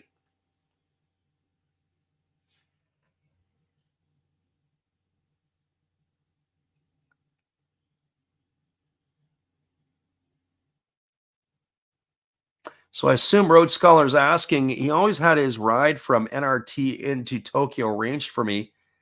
Were you ever able to navigate your own way from the airport? Yeah, I've actually flown in twice. The first 2 times I went, I flew into Narita. The second time, or the third time, this time I flew into Haneda. So I assume, Road Scholar, you're asking about Narita, and I'll give you my thoughts on it because I'll tell you what I've done. First pitch was a fastball that misses to Tatsumi, and the count is 1-0. Here comes the pitch from Shino. It's a fastball swung on. This ball is chopped up the middle for a base hit. It's into center field. Rounding third and heading home is Abby. Here's the throw to the plate, and it is in time. It's nailed him at the plate for the third out of the inning. Great throw by Yanagamachi. It's going to be a single by Tatsumi. The third out of the inning is going to go on an 8-2 putout. Great throw by the center fielder, and that is going to do it here in the seventh inning for the Golden Eagles. Well, the Golden Eagles in the inning, they scored 2 runs in the inning on the benefit of 4 hits. There's no errors, and there was 1 runner left aboard. We are now moving to the top of the 8th inning. Your score is the Tohoku Rakuten Golden Eagles 6th and the Fukuoka SoftBank Hawks 1. Stick around, everybody. We'll be right back in just a few with all the action right after this.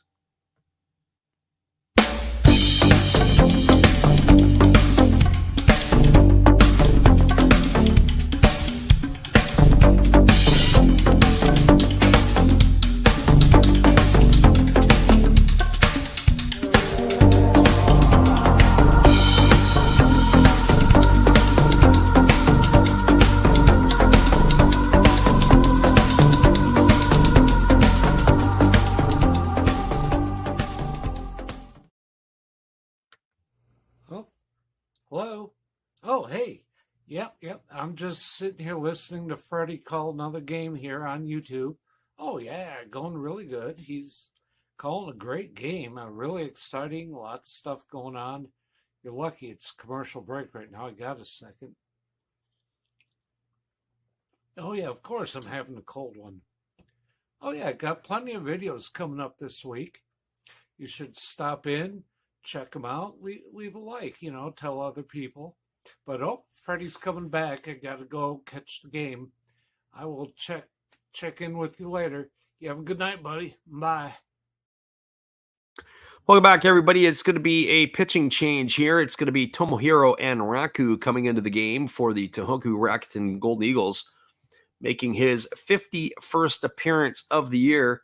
Is the right-hander. He has got 2 wins and 2 losses on the season. He's worked 42 1/3 innings. He's allowed 37 hits. He's walked 16, struck out 28, and he's got an ERA of 2.76. So he is going to be the 4th pitcher used tonight on the night by the Golden Eagles. So Tomohiro and Raku in relief. So he is going to be sent to face the top of the order. It'll be Shuto Nomura and Yanagita coming to bat for the Hawks. The change also in left field, it is going to be Tanaka, who has stayed in the ball game. And it looks like we're going to have a new third baseman as well, as it looks like that Ito's night is done. We'll get you caught up on who that is, and we'll have to check on who that's going to be in the order as it becomes available. It looks like it's Yamazaki who's going to be in at third base. And the first pitch is delivered. It's taken for a ball, and the count is 1-0. Don says he needs the under of 7.5. You're living dangerous, Don. And there is a fastball that's taken for a called strike. The count is 1-1. So back to Rhodes Scholar. What I did the first 2 years that I went is I took the bus from Narita into Tokyo Station. It was the cheapest form of travel. As that fastball misses, and the count is now 2-1 to Yukio Shuto. It was only 1,000 yen, so basically the equivalent of about $7 US would take you right into Tokyo Station. And then I just grabbed the subway from Tokyo Station and went to my destination. Fastball swung on and fouled away, and the count goes now to 2-2. And the reason why I took it is both of my flights landed at around 4 o'clock in the afternoon. By the time I checked my baggage, cleared customs, we're looking at 5. And you're into the teeth of the Tokyo rush hour. There was a fastball swung on and grounded foul over to third base. And it takes about an hour by bus to bring you into Tokyo Station. So by getting the bus and taking you in, it just allows you to relax on the bus and whatever else. And then you get your bearings, and then you can make your way to where you have to go. So that's what I did the first 2 years I went. But flying back out of Narita, there was a fastball that swung on and fouled away, and the count is 2-2.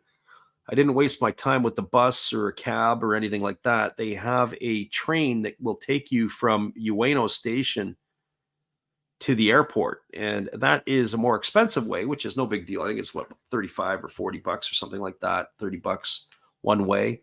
And there's only a couple of stops, but it takes you right there and you don't have to worry about traffic and you're never really late. So there's a fastball that misses down in the dirt and goes all the way to the backstop, and the count's now 3-2 to Shudo. So that's generally how I worked it there. When I actually flew into Haneda this time, I wasn't sure how it worked. Haneda was even easier. I think they called it the Kaisei Express. Hopped on that train, took me right to Asakusa, got me right to where I had to go and right to my hotel. I was about maybe 300 meters from my hotel when I actually got out of the station. There's a fastball swung on, lined into left field. Shudo's going to get himself a single here. So don't blink. The Hawks here have got a chance to score some runs as the top of the order is coming up here. So it'll be an opportunity here where they can maybe cash a couple back. And our friend the Don says that he's got the 7.5. Well, if you've got the under in the 7.5, our friend Don, you are possibly in some trouble here. So this is Nomura at the plate. He's 1 for 3 in this one. He's got a single in 3 trips. Takes a fastball upstairs for a ball, and the count is 1-0. 1 ball and no strikes. Shudo establishes his lead over at first base. As far as I'm concerned, he could probably take this bag. I don't think the Golden Eagles are going to be overly concerned with this 5-run cushion. Here's the pitch. Fastball swung on and missed. The count now goes to 1-1. So 1 ball and 1 strike.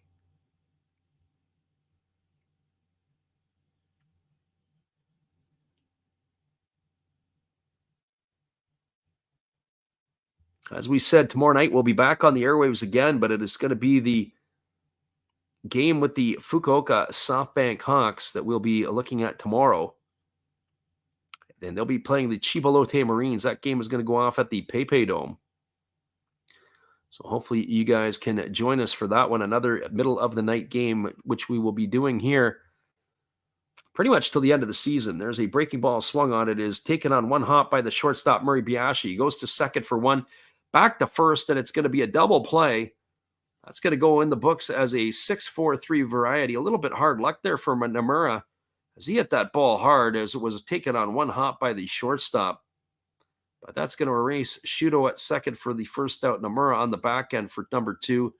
And it's going to bring Yuki Yanagita to the plate. As we take a look ahead to tomorrow night, the pitching matchup tomorrow, it's going to be Kohei Arihara, the former Texas Ranger, will go for the Hawks. Atsuki Tanichi will go for the Marines. As the first pitch fastball is swung on and fouled away, and the count is 0-1 to Yanagita. So that will be the pitching matchup tomorrow.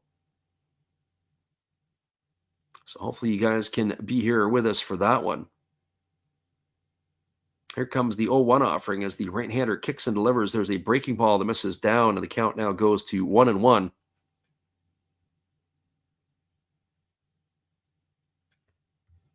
One ball and 1 strike. Yanagita waiting here on the offering from Enraku. He kicks and delivers. There's a fastball swung on. This is lined just past the glove of the third baseman, Yamazaki. It's going to get into left field. And Yanagita is going to be aboard for the 3rd time tonight. That's his first hit of the ball game.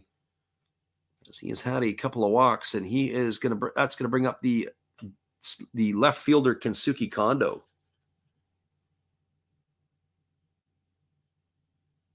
A friend Road Scholar asked the question, is there an Uber kind of service that you can use in Japan? Yeah, and I think it is Uber. I think they're offering it, and I also think Lyft is there as well, if I'm not mistaken. I didn't use the cabs. I've actually never used the cab. I've seen the cabs, the drivers with the white gloves and the automatic door opening. There's a first pitch breaking ball swung on. This ball is belted into deep right center field. Moving back onto the warning track, backing up and making the catch is Tatsumi. Oh, Kondo sent it for a ride, but not deep enough, and he is going to be gone for the 3rd out of the inning. Well, they had no runs in the inning, did the Hawks. They did have a couple of hits. There was no errors and 1 runner left aboard. We're moving to the bottom of the 8th inning.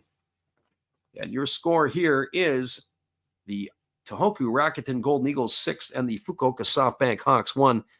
Hang tight, everybody. We'll be right back in just a few. We appreciate you guys for being here with us. We'll be right back after another Steve Rademacher interesting infomercial. Steve here from outside his refrigerator that a lot of you like so much. So let's go inside. There's my hot sauces and other stuff. Let's see what we can do here for Freddie.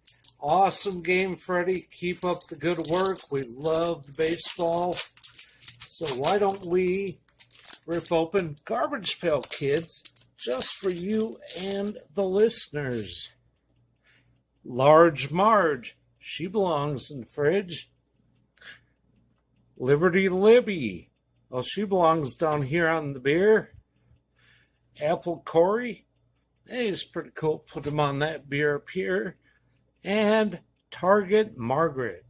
All Series 3 Chrome Garbage Pail Kids. Freddie, back to you in the game, and everybody else, please enjoy everything he does and tip him nicely. Welcome back, everybody. It is going to be a pitching change here for the Fukuoka SoftBank Hawks. They are going to go to the left-hander, and this is going to be Shinsuke Kasaya.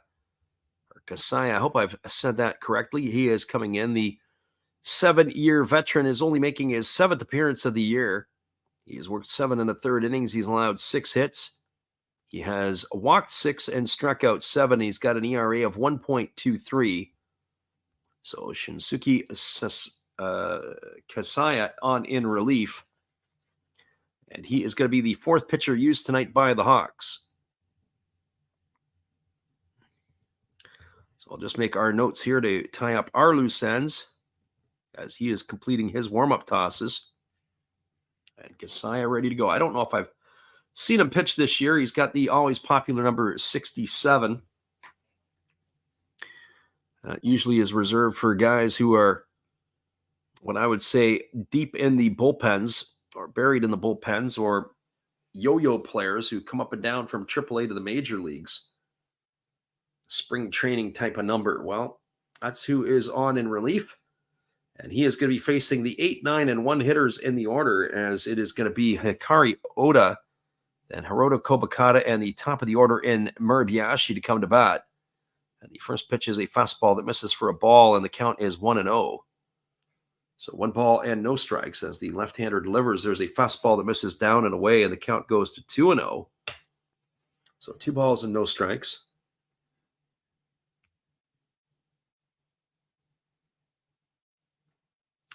Here comes the offering from the lefty, who rocks into the windup, and he kicks and he fires. It's a breaking ball that misses down and in, and the count goes to 3-0. So we've seen this act a little bit here tonight. We saw it with the starter Ozeki, who in the ball game walked 4 of the 5 batters to start an inning that he faced, and this is going to trend continue. There's a fastball that misses outside. That's going to be ball 4. So a leadoff walk here to Oda. That's going to bring up Hiroto Kobakata. Road Scholar says he prefers lift, and the Tokyo cabs were incredible. Yeah, the one thing I would say is that when I go back to Japan, what I'd like to do, I am going to get to the big cities, but I would like to take a more rural approach next time. I'd like to spend some more time in Hiroshima. I'd like to spend some more time in some of the other type of cities. I'd like to get up into the Hokkaido region. I wouldn't mind going up and seeing the Fighters and the Golden Eagles. As here comes the offering. It is bunted down the first base line, and it's going to roll foul. Kobakata trying to move that runner over into scoring position, so it's no balls and 1 strike.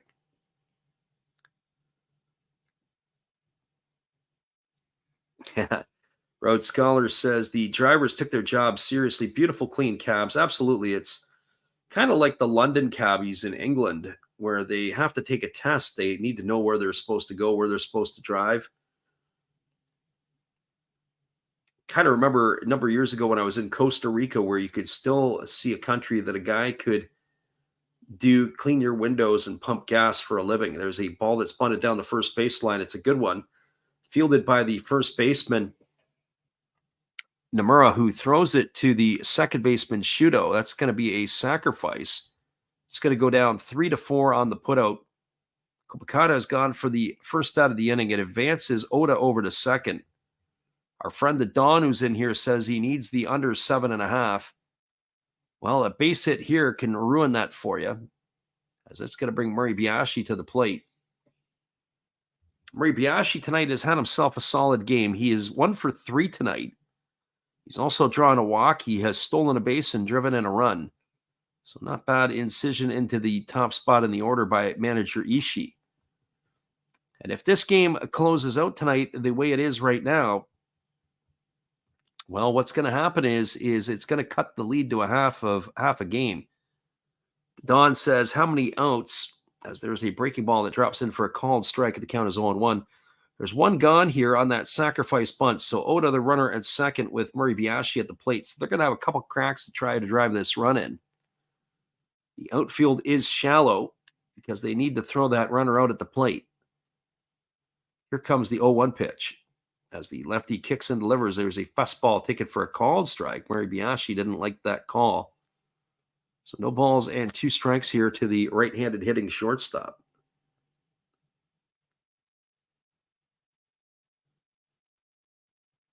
Murray Biashi waggling the bat here, waiting on the offering.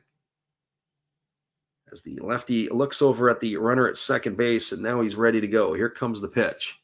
That's a fastball that misses down in the dirt, and the count goes to 1-2. As the cabbies are pretty good, as I say, I'm still at a point in my life, and hopefully for the next 20 some odd years or more, where I still do a lot of walking and a ton of walking. But I have to say, the first time I can honestly say in a long time, one of my ankles was really bothering me for the first couple of days of the trip. Maybe I'd walked too much or wherever else. There's a fastball swung on and missed. Murray Biashi goes down on strikes for the second out of the inning.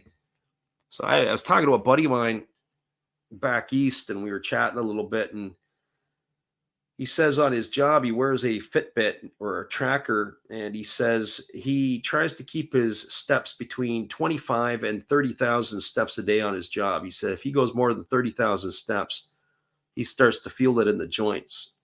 Well, the first day I was in Tokyo, I pounded out about 27,000 steps. And I generally find for me, it's between 22 and 25,000. If I get more than 25, things start hurting. There was a first pitch breaking ball delivered to Yamazaki, taken for a called strike, and the count is 0-1. This is his first at bat tonight as he has come in to replace Ito defensively. So Yamazaki on here for the first at bat here tonight against the left-hander Kasaya. Here comes the pitch. Breaking ball swung on and fouled away, and the count now goes to 1 ball or no balls and 2 strikes. I think it's getting so on in the day. One of our shorts had launched a bit ago. We had Bruce Bochy got tossed in the game last night against the Red Sox, manager of the Texas Rangers. So we ran off a short for that one as well. Our friend Road Scholar said Sasebo was beautiful. Don asked the question, why don't we stream the game? And there's a breaking ball swung on and missed. And that is going to retire the batter for the third out of the inning, and that will do it here. No runs, no hits, no errors, but 1 runner left aboard. We're moving to the top of the 9th inning. I'll ask Don's question before we bounce out of here. Yeah, copyright reasons. What some people do is they're able to get the illegal feed, or maybe they have a real feed, depending on where part of the world that you're in, and you're allowed to get and what you can't get. But the games are all called in Japanese. So what they do, Don, is they listen to us call the game, and they watch it, or they try to sync it up, because we are sometimes on a bit of a delay. I think our delay here just on StreamYards is a few seconds. So sometimes the difference between us and what we're calling sometimes is maybe a 7 to 10 second delay. So people sync it up, and then they enjoy, sit back, relax, and stay with us through the call. We'll be back in just a couple of minutes as we do have a right-hander coming on in relief. We'll get you that in a minute, as who that is when we return right after this.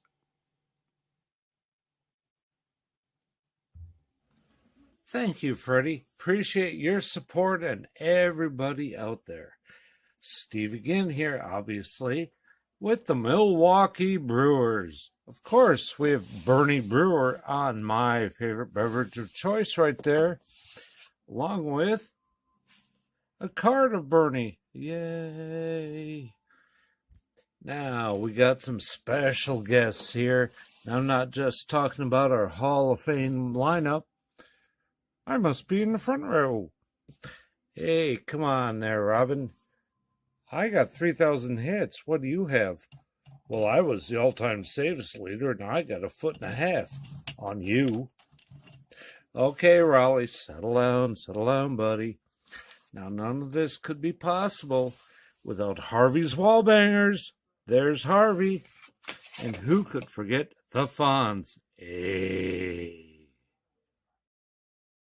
Welcome back, everybody. It is going to be a pitching change. It's going to be number 5 used here by the Eagles tonight. It is going to be Tomohiro Sakai, who is taking over on here in relief for the right-hander here. Pitcher number 5 used by the Eagles.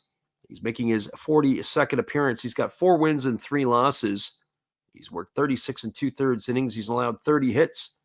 He's walked 21 and struck out 25, and he's got an earned run average of 3.44. So he is on in relief, as he is going to be slated to face Tetsuro Yanagamachi, Alfredo Despaigne, and Hikaru Kawase today. And here is the first offering here as the right-hander kicks and delivers a fastball taken for a called strike. The count is quickly 0-1. So no balls and 1 strike. At the end of this one here, we'll get you caught up on all the final scores. Only this one and the game between the Swallows and Dragons are still going on, as that fastball misses down and the count goes even at 1-1 to Yanagamachi. It's Yanagamachi, Despaigne, and Kawase to come to bat here, but I would anticipate a pinch hitter for Despaigne, as he had gone down injured over the bag at first base. There's a fastball swung on and fouled away, and the count now goes to 1-2. That was in his last at bat when he had stumbled over the bag. So back to the question of the dawn again. So yeah, that's been one of the things that you get yourself into trouble. We've seen some people on YouTube stream and the channels get shut down and so on and so forth. There's a fastball that misses up, and the count is 2-2. What they should do is they should have some English announcers on the games to be able to do it and market it out a little bit more. There's enough of an appetite for the NPB in North America, as the 2-2 is on the way. There's a fastball swung on and fouled away. Count is 2-2. But one of the things that I was telling Living Room Sports this, who jumps in on our chats, and I was telling him that one of the problems with the NPB is this. You go into stores into Japan, and it's hard to find stuff. As the 2-2 pitch is on the way, there's a pitch that misses down. They say that the batter, Yanagamachi, went around, and that is going to be, he's going to be gone on strikes for the first out of the inning. And what I mean by that, unless you go to the team stores or unless you go to the stadiums themselves, it's very difficult to find jerseys and hats in different places. Like, you really have to hunt and peck. And you could go through malls, underground malls, and walk around, and you can't find anything. And I'm almost shocked sometimes. It's like, are you guys, is there even baseball here? What's going on? Well, we have a pinch hitter here for Despaigne, and the first pitch is delivered here. This is Kai Ikumi at the plate, and he swings at the first pitch and fouls it off. The count is 0-1. Ikumi batting 158 on the year with no homers, no RBIs. He's 3 for 19. So he is the one pinch hitting here for Despaigne. He was taken with the 3rd pick of the 2022 draft. There's a fastball taken for a called strike. He's now in the hole at 0-2. So finding team merchandise, finding team gear. And I think part of that has to go, at least when I talk about the Central League, is everything is kind of like their independent control. One thing that the Yomiuri Giants have done is they've partnered with Fanatics. There's a ground ball hit to first base. It takes a wild hop past the first baseman. It's fielded deep in by Hirota Kobakata. He throws it over top of Abby to the pitcher covering, and they still can't get the out. But that's going to go as a base hit. I don't think that's an error. I'm going to see that again on Abby. We're going to get a look at this one. I think it just took a wicked hop. Oh, what it did is it hit the bag and it ricocheted off into shallow right field. Kobakata almost made the play. Fantastic play. But that's going to go as a base hit here by Ikumi for a single. Yeah, Louis says the same thing, that he can confirm that. Yeah, and I've seen it too. You can find places from time to time, but it is hard. It is really difficult. It is not in your face to get NPB stuff. There's a fastball that misses outside, and the count is 1-0. He says, I wish Don Quixote did them. They would be so cheap. Yeah, that's true. And tax-free. Here's the pitch. It's a fastball swung on and fouled away. The count goes even at 1-1. As I said, Fanatics is partnered with the Yomiuri Giants, and they have the most expensive jerseys, as one would expect, not because they're the Yomiuri Giants, but because Fanatics is involved. I told a buddy of mine I'd get him a San Francisco Giants jersey and then slap Tokyo on it, and then he'd be okay. Same colors, same design. But as far as jerseys are concerned, I picked a jersey up. I picked a Koji Chikamoto one up for the Hanshin Tigers. There's a fastball that misses down and in, and the count now goes to 2-1. And to put it in US dollars, it set me back about 55 US. You can't complain about that. So here comes the 2-1 pitch. As Kawase waits, it is a fastball swung on and fouled away. And now the count goes to 2-2. So 2 balls and 2 strikes. Tomoya Inoue waits his turn on deck. And then Takuya Kai here in the 9th inning.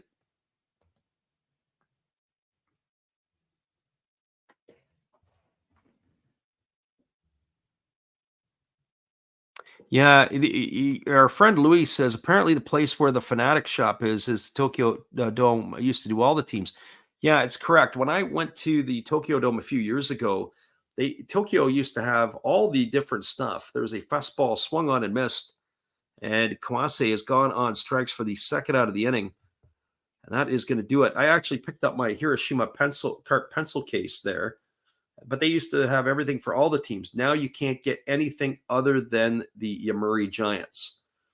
But I will say this. What's interesting is when the road teams come in. So, for example, the Yomiuri Giants would be playing, and it's all their merchandise. They have an area where the road team merchandise you can go and buy. So the Swallows had a full-on transport truck worth of stuff out front.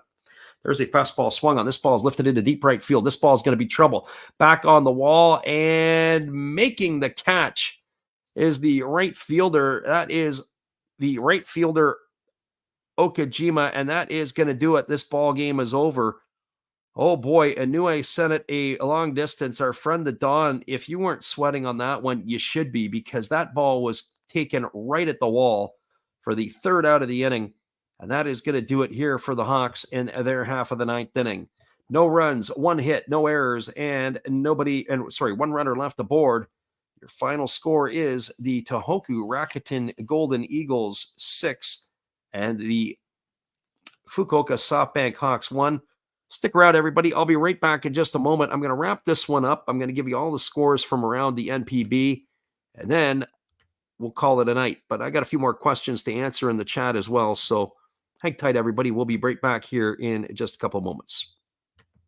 Happy trails to you until we meet again. Happy trails to you. Each smile comes back again. Who cares about the clouds when we're together? Just Sing a song and think about sunny weather. Happy trails to you until we meet again.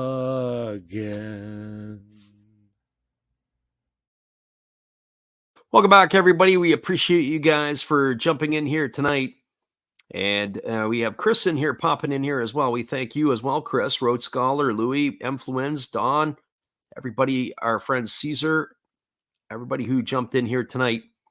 Let's wrap this one up. We'll talk about the out-of-town scoreboard, and I'll finish up with you guys here in the chat as our friend Rhodes Scholar is booing the Hanshin Tigers. I actually have a comment on that in a minute because I got a Tiger hat sitting across from me, and I'll explain my thoughts on it as well.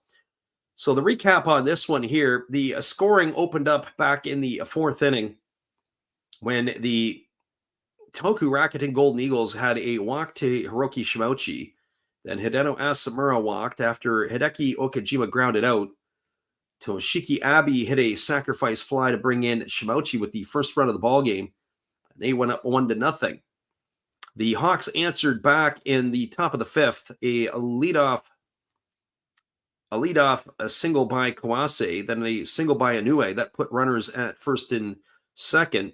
Yukio Shudo stepped up, and he had after a strikeout. Sorry, that put runners on the corners. Then after a strikeout by Manai, it was a sacrifice suicide squeeze by Yukio Shudo that brought home the first run of the ball game, and that brought in Kawase, and that evened the score at 1. But after that, it was all Tohoku Rakuten Golden Eagles. In the fifth inning, they sent 8 hitters to the plate. Hikaru Oda led off the inning with a walk. He was sacrificed over to second. Then Itsuki Murabayashi drove him in with a single. Then Yukiya Ito singled. And then it was Hiroki Shimouchi who drove home Murabayashi with the second run of the inning. It was a base hit single. Put runners at first and second. Up batted came Hideo Asamura, and he knocked home Ito with the third run of the inning. That put the Golden Eagles up 4-1. Score stayed that way until the seventh inning with 1 out. It was a single by Shimouchi. And then they brought in a pinch runner, Kaz Tanaka. He stole second. With 2 out, Hideki Okajima singled home Tanaka with the fifth run of the ball game. And then Toshiki Abe doubled home Okajima, and that made the score 6-1, and that's where the final score ended up. The win is going to go to Masaru Fuji. He's going to go to 3-0 on the season. And the loss is going to get tagged to Tomohisa Ozeki. He's going to fall to 4-7. Just taking a roundup around the NPB. We'll give you the out-of-town scoreboard before we come back and finish off chatting with the chat. All the games are finals with the exception of the game. Well, the game just ended actually now. All games are final around the NPB. It is a 6-2 final at the Kyocera Dome. The Buffaloes have beaten the Marines. That means that the magic number is now 0. They have clinched the Pacific League. So the Buffaloes now have won it all. But with the win tonight here by the Golden Eagles, that has tightened up the race as they are now a half game behind the Hawks, and they are also in striking distance of the Marines. Lots of interesting action, and we will be calling that one tomorrow night between the Hawks and the Marines. Hope you could be there with it. In the Basement Bowl, it was the Lions knocking off the Fighters 4-1 tonight at the Balluna Dome. As we said, this one here was 6-1. Games in the Central League, the match has just ended as it is a 6-5 final for the Swallows over the Dragons. The Hanshin Tigers gave up the lead and then battled back to win it against the Amuri Giants. They won 4-3 tonight at the Koshin. And the Hiroshima Carp fell at home to the Yokohama DNA Bay Stars 3-1. Again, your final score there. Well, everybody, let me go back to the chat for a minute and a couple other things just to say. Our friend Rhodes Scholar said he bought a Tigers cap at the airport. Discovered it was horrible, fitting and cheap. I had one gifted to me a few years ago. And one of the things that you have to really be careful of is the small sizes on the fittings of the hats. They can be a little bit tight, and it seems like that they sell youth hats. So when you buy your hats, you have to be careful that you're not getting a youth style hat.